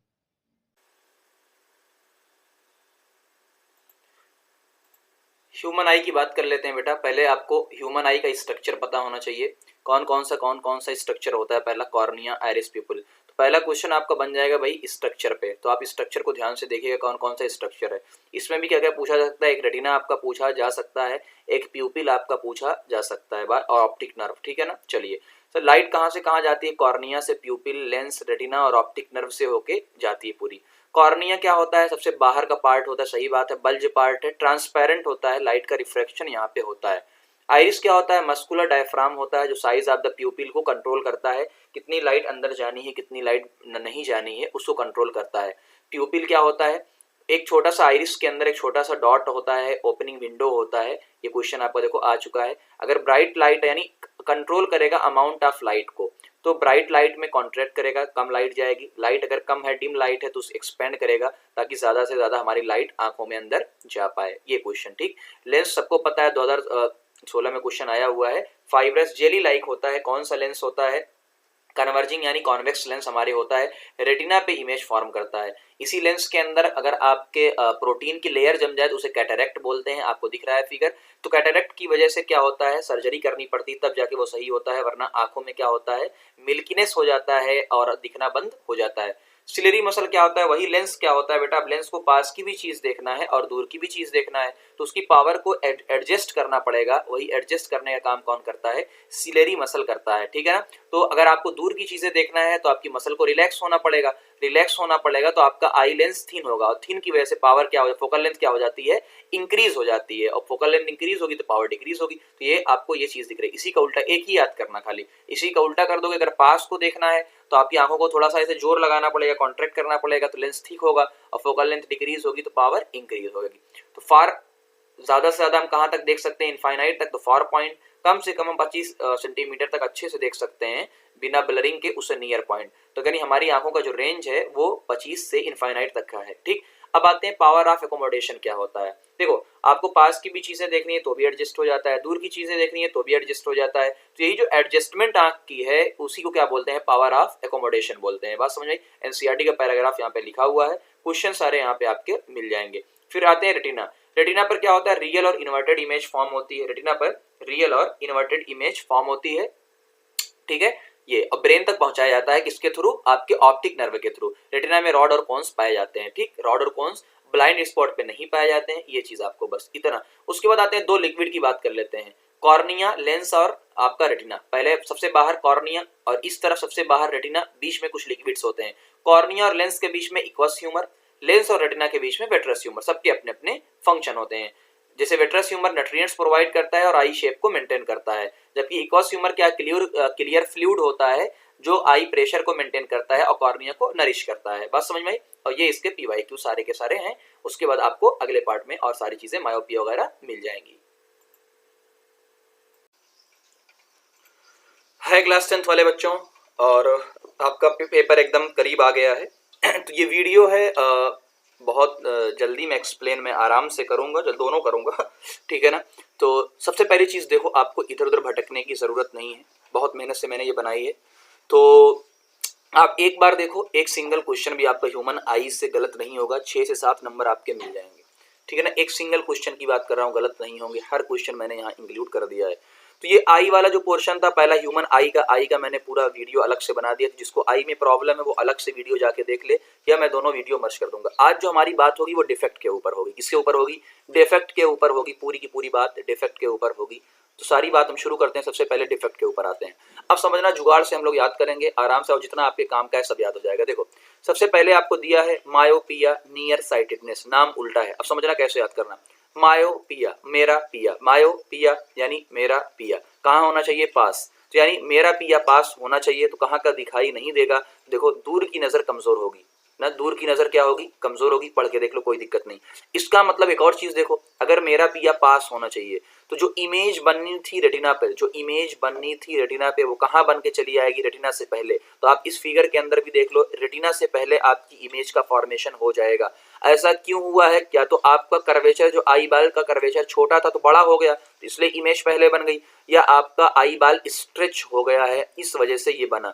अब तुम खुद सोचो, अपना दिमाग लगाओ बेटा, अपना दिमाग लगाओ। अगर इमेज पहले बनी है, अगर इमेज पहले बन चुकी है, इसका मतलब यही है कि इस लाइन को आप डाइवर्ज कर दोगे, थोड़ा सा और फैला दोगे, तो आपकी इमेज रेटिना पर बनना स्टार्ट हो जाएगी। यानी आप क्या करोगे, कॉनकेव लेंस का यूज करोगे। क्या करोगे, कॉनकेव लेंस का यूज करोगे। तो देख लो यहाँ पे कॉनकेव लेंस का यूज होगा, नीचे आप आओगे, देखो कॉनकेव लेंस का यूज होगा। तो आपको फिगर बनाने को जरूर आता है, फिगर बनाने को जरूर आता है, ये बात आपको ध्यान देनी है, ये बात आपको ध्यान देनी है, ठीक। दूसरा कि नॉट रेटिना पे तो बनती नहीं, जो फार पॉइंट होता है वो पहले इन्फिनिटी था, जो फार पॉइंट पहले इन्फिनिटी था हम दूर तक देख सकते थे, अब वो हम दूर तक नहीं देख सकते हैं।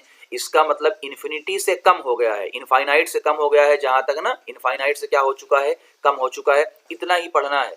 इसके अपोजिट में चलते हैं, इसके अपोजिट में हाइपरमेट्रोपिया है। हाइपरमेट्रोपिया यानी अगर इस एक ही याद करो, मायोपिया में दूर का नहीं दिखता, तो हाइपरमेट्रोपिया में पास का नहीं दिखता होगा। बात समझ में आई, पास का नहीं दिखता है। तो कॉज क्या है, फोकल लेंथ जो है आपकी बड़ी हो गई है, आई बॉल आपका स्मॉल हो। कॉज जरूर याद रखना, कॉज और करेक्शन तो आपको कॉन्वेक्स लेंस, इसका उल्टा। यानी इसमें मायोपिया में इमेज पहले बनती थी, इसमें इमेज रेटिना के बाद बनेगी, रेटिना के बाद बनेगी। बात समझ में? और डाइवर्ज होगा, जो नियर पॉइंट पहले 25 वगैरह पे था अब और पास आ चुका है। Near point the more, sorry गलती हो गई, पर देखो यहाँ बी वाले में देखो, जो नियर पॉइंट आपका 25 पहले हुआ करता था वो अब 25 से ज्यादा हो जाएगा। यानी पास का आपको नहीं दिखेगा, जो 25 पे दिख रहा था 25 पे आपको नहीं दिखेगा, आपको थोड़ा सा दूर दिखेगा। तो आपको क्या यूज करना पड़ेगा? आपको लेंस यूज करना पड़ेगा, है ना। और कौन सा लेंस आपको यूज करना पड़ेगा? ये आपको कॉन्वेक्स लेंस दिख रहा है, तो एक ही याद करो मायोपिया याद करो। दूसरा तो कैसे याद रखोगे? फिर से आते हैं, मायोपिया मेरा पिया पास होना चाहिए, यानी पास का दिखेगा, दूर का नहीं दिखेगा। दूसरा, पास में रेटिना से पहले इमेज बन जाएगी, यानी पास में बन जाएगी, इसका मतलब आपको डाइवर्ज करना पड़ेगा, डाइवर्जिंग लेंस लेकर आएंगे, कॉनकेव लेंस का यूज करना पड़ेगा। क्यों ऐसा हुआ? क्योंकि आपके आई बाल का कर्वेचर बढ़ गया है, बढ़ गया है। अब आते हैं प्रेस बायोपिया, यानी जिसे ओल्ड एज हाइपरमेट्रोपिया, यानी एज की प्रॉब्लम की वजह से होता है। ये क्या होता है? बुजुर्ग लोगों की जो पास की नजर खर अखबार वगैरह पढ़ने में देखो प्रॉब्लम हो रही है, ठीक है ना, इन सब चीजों को तो कुछ भी देख नहीं सकते हैं, तो ये पावर कम होती जाती है। तो ये क्या, दो near point of old person having presbyopia become 25। यानी प्रेस बायोपिया का जो कॉज है वो क्या हो सकता है? एक तो जो सिलेरी, भाई एज के साथ साथ जो सिलेरी मसल होती है, जो बैलेंस करती है कि आपको पास का या दूर का देखना है, वो मसल कमजोर हो गई है, फ्लेक्सिबिलिटी जो भी आई की वो भी डिक्रीज हो गई है। करेक्शन क्या करेंगे? आपको यूज करना पड़ेगा, देखो इसमें दो है, एक दूर का देखने के लिए कॉनकेव लेंस, पास का देखने के लिए कॉन्वेक्स लेंस का यूज करेंगे, जिसे हम लोग बाई फोकल लेंस के नाम से जानेंगे। बस इतना ही पढ़ना है। अब आते हैं एक साथ पूरा, एक साथ एस्टिग्मेटिज्म क्या होता है? जब आपको कुछ दिखाई वन प्लेन, एक प्लेन में दिखाई नहीं देता है ना, तो एस्टिग्मेटिज्म अब हट गया है। तो एक बार आप इसको देख लो, एक बार आप इसको पढ़ के चले जाओगे तो काम आपका पूरा हो जाएगा। बात डन है बेटा? इसको पढ़ के चले जाओगे तो आपका काम हो जाएगा। कहाँ कहाँ बनती, मेरा वाला ट्रिक याद रखना, मायोपिया मेरा पिया पास होना चाहिए, इमेज पहले बनती है, पास बनती है तो दूर करो, डिफेक्ट तो डाइवर्ज करो, डाइवर्ज करने में कॉनकेव लेंस का यूज करते हैं, ऐसे बस दिमाग। अब देख लो ये सारे पीवाई क्यों हैं, तो मैं एक बार आप रोक के देख लो, मैं एक्सप्लेन करूंगा तो वीडियो लंबा होगा, बट आप एक बार खुद देख लो, सारे आपके ऑलरेडी एक्सप्लेन हो चुके हैं। ओके, कैटरेक्ट हम बात कर चुके हैं, सबसे पहला क्वेश्चन कैटरेक्ट पे ओपेक आई लेंस होता है, देख लो। ऑब्जर्व द फॉलोइंग डिफरेंट का पहले बन गया तो मायोपिया है। ओके देख लो, पावर मायो है ना, माइनस में फोकल लेंथ माइनस के अंदर है, इसका मतलब पावर भी माइनस के अंदर आएगा, और माइनस किसका पावर होता है? कॉनकेव लेंस का है ना, तो कॉनकेव लेंस मायोपिया। तो यानी क्वेश्चन नंबर 11 आप ध्यान रख लो, क्वेश्चन नंबर 11 इससे मिलता जुलता क्वेश्चन आपको जरूर आएगा। क्वेश्चन नंबर 11 वेरी इंपॉर्टेंट, मैं इसको इंपॉर्टेंट कर दे रहा हूँ, है ना, इस टाइप का क्वेश्चन। ओके, टाइप डिफेक्ट वगैरह ये मैंने क्वेश्चन आपको शो कर दिए ताकि आपको कोई प्रॉब्लम ना हो। चलो देखो नीचे, चलो देख लो 15 सारे क्वेश्चन खुद से आप देखो ना, क्वेश्चन सारे खुद से देखो, अगर रोक के एक बार आप पढ़ लोगे तो मैं एक्सप्लेन नहीं करूंगा, सही रहेगा। ओके देख लो क्वेश्चन, देखो बेटा क्वेश्चन,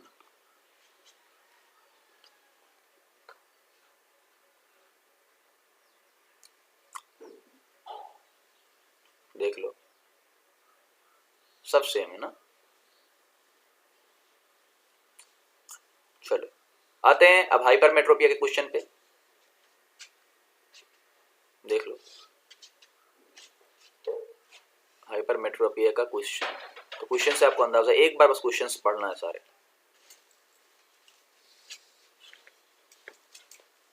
ठीक। ओके, वीआईपी कुछ क्वेश्चन हैं, एक्सप्लेन मतलब मिलते जुलते हैं, खाली कुछ कि भाई इनको जरूर पढ़ के जाना, है ना, इनको जरूर पढ़ के जाना। बस अब चलते हैं हम लोग इस पर, ठीक। ये आपको तो सिंपल क्या क्या अभी तक क्या क्या याद रखना है, कि जो डिसीज मायोपिया है, हाइपरमेट्रोपिया या प्रेस बायोपिया है, डिसीज किसको कहते हैं, दूसरा पास का नहीं दिखता है ना, और दूसरा क्या किस वजह से हुई है, करेक्शन क्या है, तीन ही चीज पढ़ना है।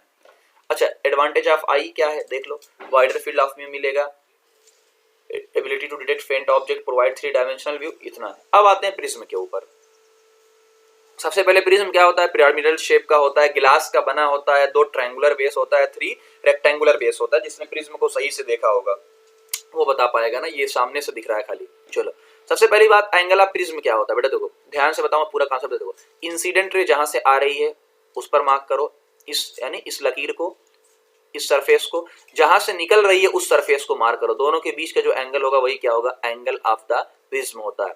एंगल ऑफ डेविएशन क्या है, देखो इंसिडेंट रे सीधा जाना चाहती है, डॉट डॉट डॉट बना हुआ है, बिल्कुल सीधा जाना चाहती है, लेकिन गई कैसे? इमरजेंट रे, ये जो आप जितना घूमी है, जितना भटकी है, उसे क्या बोलते हैं? एंगल ऑफ डेविएशन बोलते हैं, है ना। ये बात आपको क्लियर है। तो इंस्पी की यहाँ देख लो क्या क्या इंसिडेंट रे है, कौन कौन सी इंसिडेंट रे, अंदर रिफ्रैक्टिव रे। तो एक बार ये भी बनाने को आता है तो आपको फिगर पता होना चाहिए। 3 रे इसमें दिखी रही है आपको, इंसिडेंट रे, रिफ्रैक्टेड रे, emergent ray, angle of deviation, 4 चीज आपको दिख रहे हैं, एंगल ऑफ प्रिज्म 5। वही चीजें बस यहाँ पर खाली बताई हुई हैं।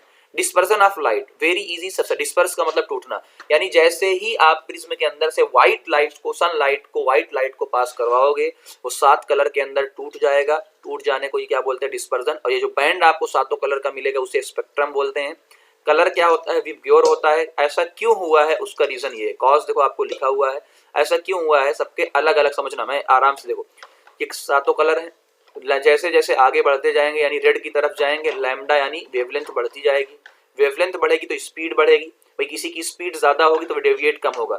अब प्रिज्म के अंदर से पास करना है और सब लोग चाह रहे हैं कि मैं पहले, इसी में क्या हो रहा है? 7 अलग हो जा रहे हैं कलर, तो स्पीड की वजह से ऐसा हो रहा है। बात समझ में? तो वाइड डिस्पर्जन आकर यहाँ आप देख सकते हो कि स्पीड जो है वो एक साथ नहीं होती, एक समान नहीं होती, अलग। रिकॉम्बिनेशन का मतलब क्या है कि अगर रिवर्स डिस्पर्सन भी पॉसिबल है, एक सीधा प्रिज्म आपने रखा जो कि 7 कलर में तोड़ा, एक उल्टा प्रिज्म आप रख दोगे तो क्या हो जाएगा? आपका रिकॉम्बिनेशन हो जाएगा, यानी फिर से कलर व्हाइट लाइट के अंदर चला जाएगा। बस इतनी सी बात थी। देखो सारे पीवाईक्यू यहाँ पे हैं, एक बार पढ़ के खाली देख लेना। कौन, अच्छा कि कौन लीस्ट डेविएट हो रहा है, मैंने पूरा लिख दिया है। रेड वाले की स्पीड ज्यादा तो लीस्ट डेविएट हो रहा है, कुछ भी छोड़ा नहीं भाई, देख लो। ओके देख लो, सारे क्वेश्चन वही है, कुछ भी एक्स्ट्रा नहीं, बस खाली इसलिए सारे क्वेश्चन मैंने दिखा दिया, कोई भी क्वेश्चन आपका छूटे ना। देखो एक्टिविटी भी देख सकते हो आप लोग, सारी चीज। हाँ ग्लास स्लैब, और इसमें प्रिज्म की बात कर लेते हैं। इसमें देखो ये वाला पॉइंट बहुत इंपॉर्टेंट है, ग्लास स्लैब। ये ग्लास स्लैब था जो आप पढ़ कर आए हैं। इसमें लाइट आती थी, डेविएट होती थी, फिर निकल जाती थी। तो आने वाली लाइट और जाने वाली लाइट दोनों क्या होते थे? आप सीधे इस लाइट को दो, आने वाली लाइट का डॉट डॉट बना दो और जाने वाली लाइट, दोनों पैरेलल होते थे। और उसका रीजन यही रहता था कि दोनों तरफ क्या होता था? एयर और इधर एंगल पैरेलल है। दोनों स्लाइड क्या है? पी क्यू और एस आर दोनों क्या है? पैरेलल। यहाँ नीचे पूरा लिखा हुआ है, बस एक बार पढ़ लेना। प्रिज्म के अंदर और इसके अंदर आपको डिफरेंस पूछा हुआ था, यहाँ पे फिगर मैंने अभी ऐड नहीं किया है। पैरेलल पढ़ के खाली देखो। ओके अच्छा, मोनोक्रोमेटिक का मतलब क्या होता है? जो एक कलर की लाइट होती है बेटा ना, जो मोनोक्रोमेटिक का मतलब जो एक कलर की लाइट होती है उसकी बात करते हैं, है ना। चल यहाँ एक्स और वाई क्या होगा? ये व्हाइट लाइट है, व्हाइट लाइट का। अब प्रिज्म को उल्टा बना हुआ है, इसको उल्टा कर लो। तो जब सबसे नीचे की तरफ बेस की तरफ होता है, बेस की तरफ कौन होता है? वायलेट होता है, यानी एक्स वायलेट होगा। और जो सबसे ऊपर होता है वो क्या होता है? रेड होता है। बस समझो, क्वेश्चन कैसे भी पूछ सकता है, हो सकता है आपसे पूछ ले कि भाई ये वाला क्वेश्चन कि भाई बेस की तरफ कौन होता है सबसे, तो बेस की तरफ कौन होता है? वायलेट, जो नीचे नीचे सबसे नीचे होता है। ओके देख लो पूरा, देख लो, है ना क्वेश्चन। अब आते हैं रेनबो के ऊपर। ठीक, जितना पढ़ना मैं आपको बता रहा हूँ ना। रेनबो के ऊपर चलते हैं। रेनबो क्या होता है? Natural spectrum appearing in the sky. Rainbow का फॉर्मेशन जरूर आता है, मैकेनिज्म आता है किस तरीके से। तो कुछ वाटर ड्रॉपलेट्स होती हैं एयर के अंदर, जब रेन हो जाती है तो ड्रॉपलेट छोटे छोटे प्रिज्म जैसा एक्ट करती हैं, क्योंकि वो भी अलग मीडियम की हैं। जैसे ही वाटर ड्रॉपलेट के अंदर क्या होता है? लाइट पास होती है, तो ये क्या करते हैं? देखो लाइट पास हुई तो रिफ्लेक्ट किया और 7 कलर में तोड़ रहा, तो और अंदर रिफ्लेक्ट किया, जिसे इंटरनल रिफ्लेक्शन भी बोलते हैं, और फिर बाद में जाके 7 कलर हो गया। बात समझ में आई? लाइट पड़ी तो इस पॉइंट पे देखो ध्यान से, इस पॉइंट पर क्या हुआ होगा? इस पॉइंट पे आपका रिफ्रैक्शन हुआ होगा, लाइट अंदर गई, डिस्पर्जन हुआ होगा 7 कलर के अंदर, फिर बाहर ना निकल जाए तो रिफ्लेक्शन अंदर का हो गया होगा, और फिर अब बाहर आपकी आंखों में चला जाता है। ठीक, तो एनसीईआरटी का भी एक बार पढ़ के देख लेना। इसके लिए 2 पॉइंट आपको ध्यान देना है। देखो दो क्या है? सन हमारे पीछे होना चाहिए, ऑब्जर्वर जो देख रहा है सन उसके पीछे होना चाहिए, और आफ्टर द रेनफॉल या वाटरफॉल में आपको ये दिखेगा। बात समझ में आई? ओके पहले देखो रिफ्रैक्शन होता है, फिर डिस्पर्जन होता है, इंटरनल रिफ्लेक्शन होता है और रिफ्रैक्शन होता है। ये पढ़ लेना, हो सकता है कि ये जरूर आपके पेपर में पूछ लिया जाए, करम पूछ ले कौन पहले कौन बाद के अंदर।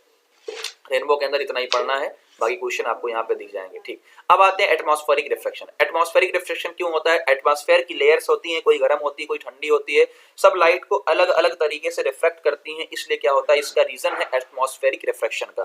ठीक, इससे क्या क्या इफेक्ट होता है? स्टार ट्विंकल करते हैं, एडवांस सनराइज और डिलेड होता है, वाइट प्लैनेट। तो दो तो, एक तो आप डिफिनेशन हो गया, एक तो आप इनमें से कोई 2 लिख लोगे, आप ही काम हो जाएगी। अब आते हैं ट्विंकलिंग ऑफ द स्टार्स, है ना, सबने पढ़ा है, एक बार खाली पढ़ के लिख के देख सकते हो ट्विंकल क्यों होते हैं। तो स्टार की लाइट के, स्टार बहुत दूर है, जब यहाँ से पॉइंट सोर्स जैसे होते हैं, जब कोई भी लाइट यहाँ पर आती है तो जो अर्थ का एटमॉस्फेयर है वो लाइट को क्या करता है? लगातार बदलता रहता है, ठीक है ना, उसके अमाउंट को क्या करता है?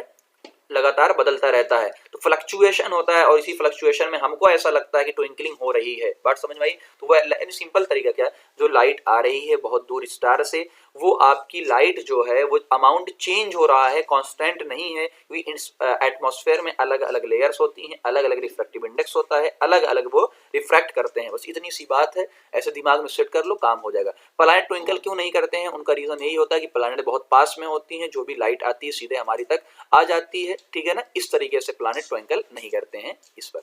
एडवांस सनराइज और एडवांस, ये पूरा देखो लो, एडवांस सनराइज, तो एक एडवांस सनराइज है, पहले ही निकल जाता है, ठीक, पहले सन अपीयर 2 मिनट अर्लियर, है ना, बिलो अर्जिन, और डिले सनसेट, ये भी इसका क्या है, रीजन है, ठीक, इसका रीजन है, ओके। क्योंकि लाइट बेंड होती है और हमको हमारी आंखें समझती हैं कि बेंड नहीं हो रही है, तो उनको लगता है सीधा, तो ये क्या है, एक्चुअल पोजीशन ऊपर निकल गया, और शाम का पोजीशन देखो ऐसे, लेकिन ना इस तरीके से काम होता है, ओके। फिर स्टाई सीर अपीयर, जितने पे देखो भाई, मान लो 10 मीटर पे आपका तारा है, लेकिन दिखेगा 12 मीटर पे, तो वही चीज है। तो एक बार देखो, पढ़ के देख लो इसको, स्टार सीन हाइयर, तो मेन क्या है, ट्विंकलिंग ऑफ स्टार ही आपसे पूछा जाता है सबसे ज्यादा, बट इनको भी नेग्लेक्ट नहीं करना है। एक बार आप खाली पढ़ लो कि यहाँ रिफ्रैक्टिव इंडेक्स जो है वो टॉप टू बॉटम इंक्रीज होता जा रहा है, टॉप टू बॉटम इंक्रीज होता जाता है, तो light coming from a star near the horizon has to travel from rare to denser medium, और बेंड हो जाती है। रेयर टू डेंसर में क्या होगी, पहले से पढ़ के आए हो कि जब भी जिसका रिफ्लेक्टिव इंडेक्स ज्यादा होता है उसमें एंगल कम होता है, यानी बेंड हो जाएगी। तो देख लो, ये बेंडिंग, ये लाइट क्या हो रही है, बेंड हो रही है, बेंड, लेकिन आंख को क्या लगेगा, सीधी आ रही है, सीधी आ रही है, ले भैया ऊपर जा। ये क्वेश्चन आप इसके देख सकते हैं, एक बार रोक के खाली पढ़ लो क्वेश्चन, ताकि आपको हाँ भरोसा हो जाएगा, ओके। अब आते हैं स्कैटरिंग ऑफ द लाइट पे, scattering of the light, light के स्कैटर देखो यहाँ पे लिखा हुआ है सबसे पहले, reflection of light from object in all direction is called scattering of the light. मतलब लाइट आ रही है, किसी एक पार्टिकल से लाइट टकराई, लाइट टकराने के बाद चारों डायरेक्शन में क्या हो गई है, एक्सर्ट हो गई है, और इन चारों डायरेक्शन में फैल गई है, यही क्या है आपका स्कैटरिंग ऑफ द लाइट, है ना। इसको इस तरीके से मैं बताता हूँ, बाकी और भी तरीके इलेक्ट्रॉन के जो आपके सिलेबस के अंदर नहीं है। बात समझ में आई, ओके। स्कैटरिंग किस पर डिपेंड करती है, 2015 क्वेश्चन है, जिस पार्टिकल से टकराया है उस पर डिपेंड करेगी।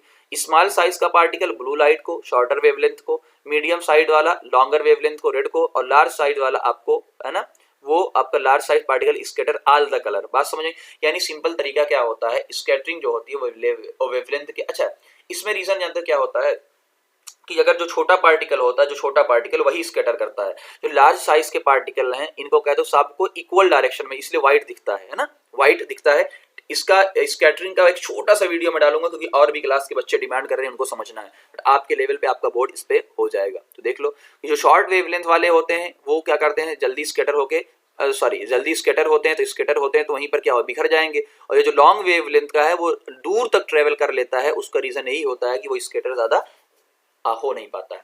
इफेक्ट क्या क्या है, टिंडल इफेक्ट है, आप देख रहे होंगे, टिंडल इफेक्ट है, आपको दिख रहा होगा, मैंने पूरा ट्रू सॉल्यूशन कोलाइड, ये भी मैंने क्लास 9th वाला आपको बता दिया है कि कुछ भी पूछ सकता है। टिंडल इफेक्ट क्या होता है, हेटेरोजेनस मिक्सचर ऑफ मिनट, जो आपको पाथ दिखता है वही क्या है, टिंडल इफेक्ट है, लाइट का जो पाथ विजिबल होने लगता है। कलर ऑफ स्काई क्या है, ब्लू होते हैं, उसका रीजन यही, जब कोई स्कैटरिंग हुई है तो ब्लू कलर की स्कैटरिंग ज्यादा हो जाती है, ब्लू कलर की स्कैटरिंग ज्यादा हो जाती है, तो आपको क्या दिखता है, आपको ब्लू कलर ही दिखता है, ठीक है, बात समझ में आई, ब्लू कलर की ज्यादा स्कैटरिंग होती है, ओके ओके। अगर अर्थ में कोई एटमॉस्फेयर ना हो तब क्या होगा, स्कैटरिंग होगी ही नहीं, जाहिर सी बात है भाई, अगर कोई एटमॉस्फेयर नहीं है, कोई पार्टिकल नहीं है, तो स्कैटरिंग होगी नहीं, और स्कैटरिंग अगर नहीं होगी तो आपको कलर कोई भी दिखाई नहीं देगा, नो पार्टिकल इसका, या इधर डार्क दिखाई देगा, कोई भाई वहां लाइट जाती है, स्कैटर यही होगी। डेंजर सिग्नल रेड कलर के बनाए जाते हैं, उसका रीजन उसके पीछे का यही है ना, क्योंकि क्या होता है, डेंजर रेड कलर का स्कैटर नहीं होगा तो आपको दूर से विजिबिलिटी दिखेगी, बात समझ में आई, ओके, दूर दूर तक आपको दिखेगा। सनराइज और सनसेट पे जो आपको कलर दिखेगा ये भी देख लो, near horizon and therefore sunlight has to travel large distance, ठीक है ना। तो एक बार पढ़ के देख सकते हो, भाई ये नियर सन नियरली है, ओवरहेड है, लेस ब्लू, स्कैटर कम होगा, ठीक, इसलिए क्या दिखेगा आपको, लाल दिखेगा, लालुइश दिखेगा, लालुइश, ओके। अब ये आप देख सकते हो, क्वेश्चन खत्म, इतनी जल्दी मैंने आपका पूरा रिवाइज करवा दिया, कुछ भी पॉइंट आपको छूटा हुआ नहीं मिलेगा। चलिए गाइस, चलिए मैं आपको रिवीजन करवा देता हूँ इलेक्ट्रिसिटी का, ठीक है ना। सबसे पहला फार्मूला आता है, पहले फार्मूले का रिवीजन करवाऊंगा फिर जल्दी। सबसे पहला फार्मूला आता है Q is equal to N E, quantization of the charge. E का मतलब क्या होता है, 1.6 इंटू 10⁻⁻19 कूलाम चार्ज, ये आपका होता है। आपको क्या दिया होगा, Q अपॉन, आपसे हमेशा पूछेगा, याद रखना, आपको हमेशा पूछेगा N, तो N क्या होता है, Q by E, Q by E. अब बच्चों को प्रॉब्लम Q में नहीं होती, बच्चों को ये होता है सर 1.6 इंटू 10 की पावर 9 माइनस 19 क्या करें, कुछ नहीं करना है, यहाँ पे इसको रहने दो, यहाँ पे इसको रहने दो, माइनस 19 ऊपर जाएगा तो क्या बन जाएगा, प्लस 19 बन जाएगा। अब इसको तो आप सॉल्व ही कर लोगे। तो क्वांटाइजेशन ऑफ चार्ज का मतलब क्या होता है कि देखो सिंपल सी बात होता है, इलेक्ट्रॉन की अपनी मिनिमम वैल्यू कितनी होती है चार्ज की, इतनी, उसी का इंटीग्रल मल्टीपल, यानी 1 2 3 4 5 जो भी होता है वही क्या होता है आपका ये। दूसरा क्या होता है, I is equal to current, I is equal to Q by T. Current क्या होता है भाई, rate of flow of charge, यानी एक सेकंड के अंदर कितना चार्ज फ्लो हो रहा है, और चार्ज की यूनिट क्या होती है, कूलाम्ब होती है, इसकी यूनिट क्या होती है, एम्पियर होती है। ये पहला फार्मूला सबको पता होता है। मान लो दूसरी चीज, करंट, मान लीजिए इलेक्ट्रॉन इस डायरेक्शन में जा रहा है तो करंट कहाँ जाएगी, इस डायरेक्शन में जाएगी, सिंपल सी बात है। बैटरी नहीं लगाएंगे तो इलेक्ट्रॉन ऐसे ऐसे घूमेगा, चाहे जहां घूमेगा, तो चाहे जहां घूमेगा तो नेट वेलोसिटी क्या आती है, जीरो, तो नेट करंट क्या आएगी, जीरो आएगी। लेकिन जब बैटरी लगा दी जाती है तो इलेक्ट्रॉन एक अच्छे डायरेक्शन में, सही डायरेक्शन में मूव करता है, तो इसलिए बोला जाता है बैटरी की वजह से उस पर क्या लगा है, फोर्स लगा है, अच्छी तरीके से वो मूव कर रहा है। अब आते हैं फिर पोटेंशियल के ऊपर कि व्हाट इज द पोटेंशियल या what is the potential difference, ठीक है ना। दो पॉइंट के पोटेंशियल का डिफरेंस को क्या बोलते हैं, पोटेंशियल डिफरेंस बोलते हैं, ठीक। जिसका फार्मूला क्या होता है, V is equal to W by Q होता है। W को कई जगह एनर्जी भी लिखी जाती है, एनर्जी भी लिखी जाती है, और Q का मतलब जो जिस चार्ज को आपने मूव किया है। तो अगर पूछा जाए एक वोल्ट क्या है, तो आप बोलोगे 1 जूल एनर्जी खर्चा किया है एक कूलाम चार्ज को ले जाने में, यही क्या होता है आपका 1 वोल्ट होता है। नापने के लिए क्या यूज करते हैं, वोल्ट मीटर का यूज किया जाता है। बात समझ में आई। इलेक्ट्रिक सर्किट की बात कर लें, सर्किट में क्या क्या होना चाहिए, देखो सर्किट में क्या होना चाहिए, एक वायर होना चाहिए, एक बैटरी होनी चाहिए, ठीक है ना, एक बैटरी होनी चाहिए, एक वायर होना चाहिए, एक बल्ब होना चाहिए, एक स्विच होना चाहिए, ये आपकी सर्किट होती है।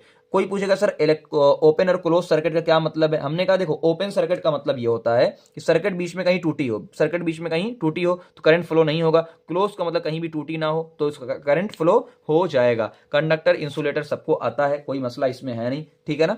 ओम्स लॉ की बात कर लेते हैं कि ओम्स लॉ है क्या, अभी तो फार्मूले का रिवीजन ही करवा रहा हूं। ओम्स लॉ है क्या, तो हमने कहा यार देखो एक ग्राफ बनता है V और I का ग्राफ, तो ओम्स ने ये बताया कि जैसे जैसे आप V बढ़ाओगे करंट इन सीधा स्ट्रेट लाइन में बढ़ेगा, यानी V directly proportional to I, यानी V is equal to I R, उसने बताया V equal to I R, यही ये स्ट्रेट लाइन होता है, जैसे जैसे वोल्टेज बढ़ाओगे वैसे वैसे करंट बढ़ता जाएगा। तो V is equal to I R, R क्या होता है, रेजिस्टेंस, जिसका फार्मूला होता है रो एल बाई ए क्या होता है, directly proportional to R square, भाई पाई आर स्क्वायर होता है तो A directly proportional to R square. Rho क्या होता है, रेजिस्टिविटी होती है, जो नेचर ऑफ मटेरियल और टेम्परेचर पे डिपेंड करती है। तो ये समझ में आ गया होगा आपको पूरी कहानी, क्या क्या आपको पढ़ना है। फिर आते हैं सीरीज और पैरेलल। अच्छा, उससे सीरीज और पैरेलल से पहले पावर का फार्मूला देख लेते हैं कि पावर का फार्मूला है क्या। भाई सीरीज और पैरेलल तो सिंपल सी चीज है, पहले फार्मूला ही सारा देख लेते हैं कि देखो पावर क्या होता है, सबको पता है पावर वर्क अपॉन टाइम होता है, वर्क ही आपकी क्या होती है, एनर्जी होती है, ठीक। दूसरा पावर का फार्मूला क्या मिल जाता है, पावर का फार्मूला हमको मिलता है वी आई,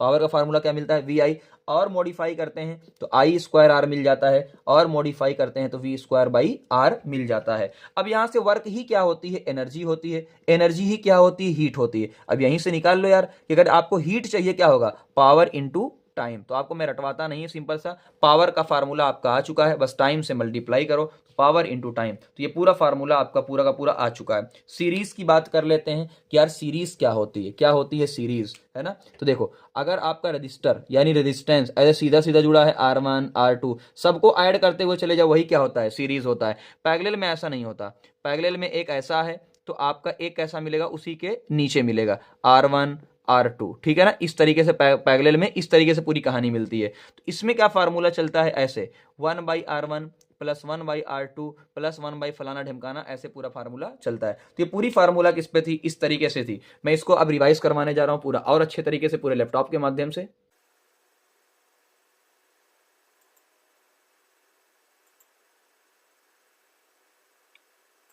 चलिए रिवीजन करते हैं करंट इलेक्ट्रिसिटी का। इलेक्ट्रिक चार्ज आपको पता है प्लस और माइनस होते हैं, इसको जोड़ा जा सकता है, कंजर्व होता है, नहीं डिस्ट्रॉय कर सकते हैं।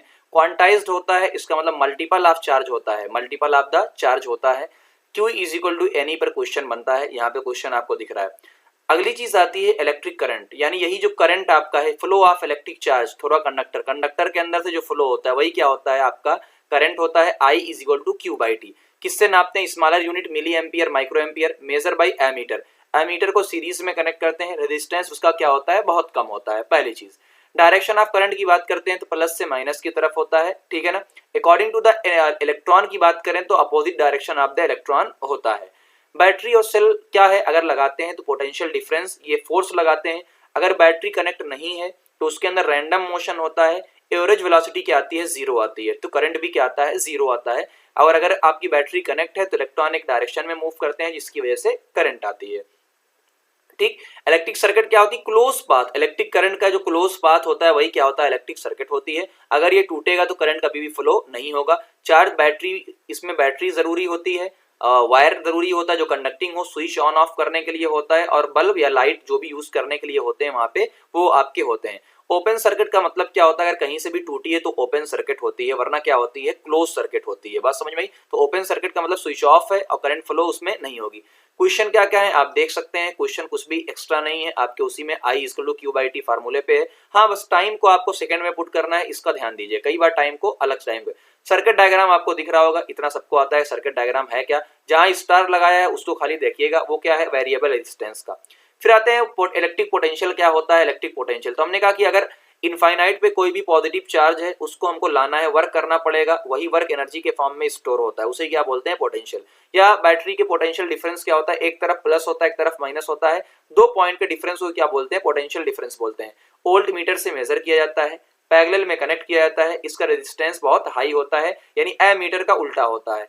तो V is equal to W by Q, 1 joule. एक कूलाम को ले जाने में 1 जूल वर्क आपको खर्चा करना पड़ेगा, वही क्या होता है, 1 वोल्ट होता है। तो यहाँ फार्मूले से आपको V equal to W by Q, इसी पे क्वेश्चन आपको मिल जाएंगे सारे के सारे। ओम्स लॉ, यहाँ पे थोड़ा सा अभी लोडिंग हो रही है, थोड़ा सा देखिए, ठीक है ना। अभी थोड़ी सी गाइस नेटवर्क इश्यू चल रहा है आई थिंक, तो लोडिंग हो जाने दीजिए, थोड़ा सा आप वेट कर सकते हैं। ओके, ओम्स लॉ की बात कर लेते हैं। ओम्स लॉ वीआईपी बहुत इंपॉर्टेंट है। V is equal to I R. तो इसमें क्या क्या क्वेश्चन बन सकते हैं, सब यहाँ पे लिखा है। एक तो V और I है एंगल, ठीक। स्ट्रेट लाइन होता है, कैसा होता है, स्लोप P बाई V यानी V बाई I। तो ध्यान क्या दीजिएगा कि भाई V ऊपर है या I ऊपर है, स्लोप उसी से निकालिएगा, बहुत ध्यान से इसको देखिएगा। जिसको नहीं आता भैया सीख लो इस चीज को, वरना बहुत नंबर कटने वाले हैं आपके, ठीक है ना, सीख लो। अगर ऊपर V बाई I, अगर ऊपर V है तो सीधा आएगा R।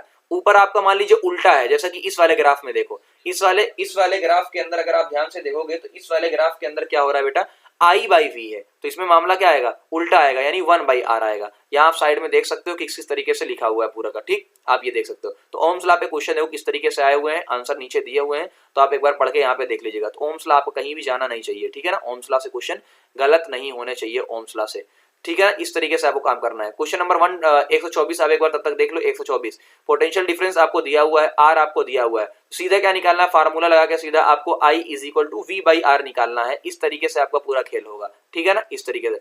वेरिएबल रेजिस्टेंस आपको मैंने बताया ही था क्या इंपॉर्टेंट वेरिएबल रेजिस्टेंस का है, इसलिए वेरिएबल रेजिस्टेंस को ध्यान दीजिएगा, उस पर गलती नहीं होनी चाहिए। ओपन सर्किट क्लोज सर्किट क्या होती है, ये भी आपको सीबीएसई 2013 में ये क्लोज की है, तो कहाँ, यहाँ करंट फ्लो होगा। बात समझ में, इस तरीके से पूरी कहानी आपको देखनी। रेजिस्टेंस की बात कर लेते हैं, पहले ही हमने बात किया रेजिस्टेंस के ऊपर कि रेजिस्टेंस किन किन बातों पे डिपेंड करता है। रूप फार्मूला अगर याद होगा तो 40 बार क्वेश्चन आया इस पे, आप सोच सकते हो कितना इंपॉर्टेंट, रट के जाना, 40 बार क्वेश्चन आया इस पे। रेजिस्टेंस क्या प्रॉपर्टी ऑफ कंडक्टर है, यूनिट क्या होती है, पहला ohm. R is equal to rho L by A, यानी ये रो पे डिपेंड करेगा, मटेरियल पे, रेजिस्टिविटी पे, है ना, लेंथ पे, एरिया पे। बात समझ में आई, ये आपको कहानी याद है रेजिस्टेंस की। V is equal to I R, तो ये पूरी कहानी सोचोगे किस पे डिपेंड करता है, लेंथ को बढ़ाओगे तो रेजिस्टेंस बढ़ेगा, लेंथ को आधा करोगे तो रेजिस्टेंस भी आधा हो जाएगा, ये वाला क्वेश्चन 5 इक्वल पार्ट।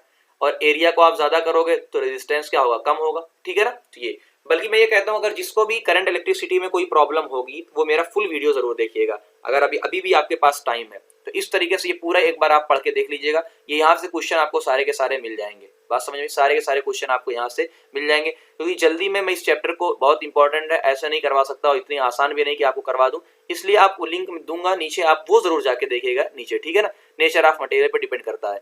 रेजिस्टिविटी किस पर डिपेंड करती है, किस पर नहीं, तो रेजिस्टेंस और रेजिस्टिविटी में आपको डिफरेंस यहाँ क्रिएट कर देंगे।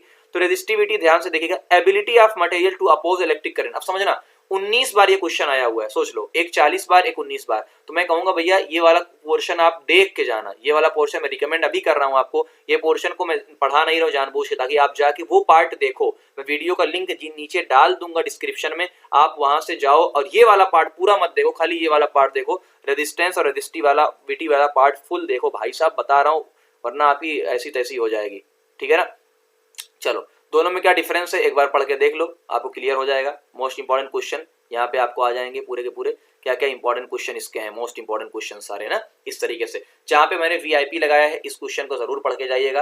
अगर आपने रेडियस को हाफ कर दिया तो एरिया 1/4 टाइम हो जाएगा, रेजिस्टेंस एरिया के उल्टा होता है यानी ये 4 टाइम हो जाएगा। तो ओम्स लॉ के अकॉर्डिंग क्या V = IR, तो अगर रेजिस्टेंस आपका क्या हो चुका है 4 टाइम्स हो चुका है तो आपकी करंट 1/4 टाइम्स हो जाएगी। बात समझ में आई। तो इस तरीके से पूरा कैलकुलेशन इसमें इंपॉर्टेंट है। क्वेश्चन नंबर 22 और 23 बहुत इंपॉर्टेंट क्वेश्चन है, उस पर जरूर गौर करिएगा। 22 और 23 पे एक बार जरूर आप देखिएगा, वरना आपसे गलतियां होंगी तो भैया तो मैं कुछ नहीं कर सकता उसमें, ठीक है ना। क्योंकि कैलकुलेशन तो आपकी खुद की जिम्मेदारी होती है ना बेटा, कैलकुलेशन आपकी खुद की जिम्मेदारी होती है, ठीक है ना, ये आप ध्यान दीजिएगा। ओके, उसके बाद आते हैं यहाँ पे, ठीक है, यहाँ तो चीजें चलती रहेंगी भाई। क्यों लोड नहीं हो रहा यार, जल्दी जल्दी हो जाए यार, सबके टाइम इंपॉर्टेंट है भाई, सबके टाइम इंपॉर्टेंट है। तो कहीं ना कहीं आप देख सकते हैं ये पूरा का पूरा पार्ट, और लोडिंग में टाइम लग रहा है थोड़ा सा, वाईफाई दूर है तो नेटवर्क इशू हो रहा है। हाँ, आ रहा है। ओके, ठीक है, तो आप रोक के एक बार देख भी सकते हैं कौन कौन से क्वेश्चन हैं आपके बोर्ड में जो आए हुए हैं, ठीक है दिए।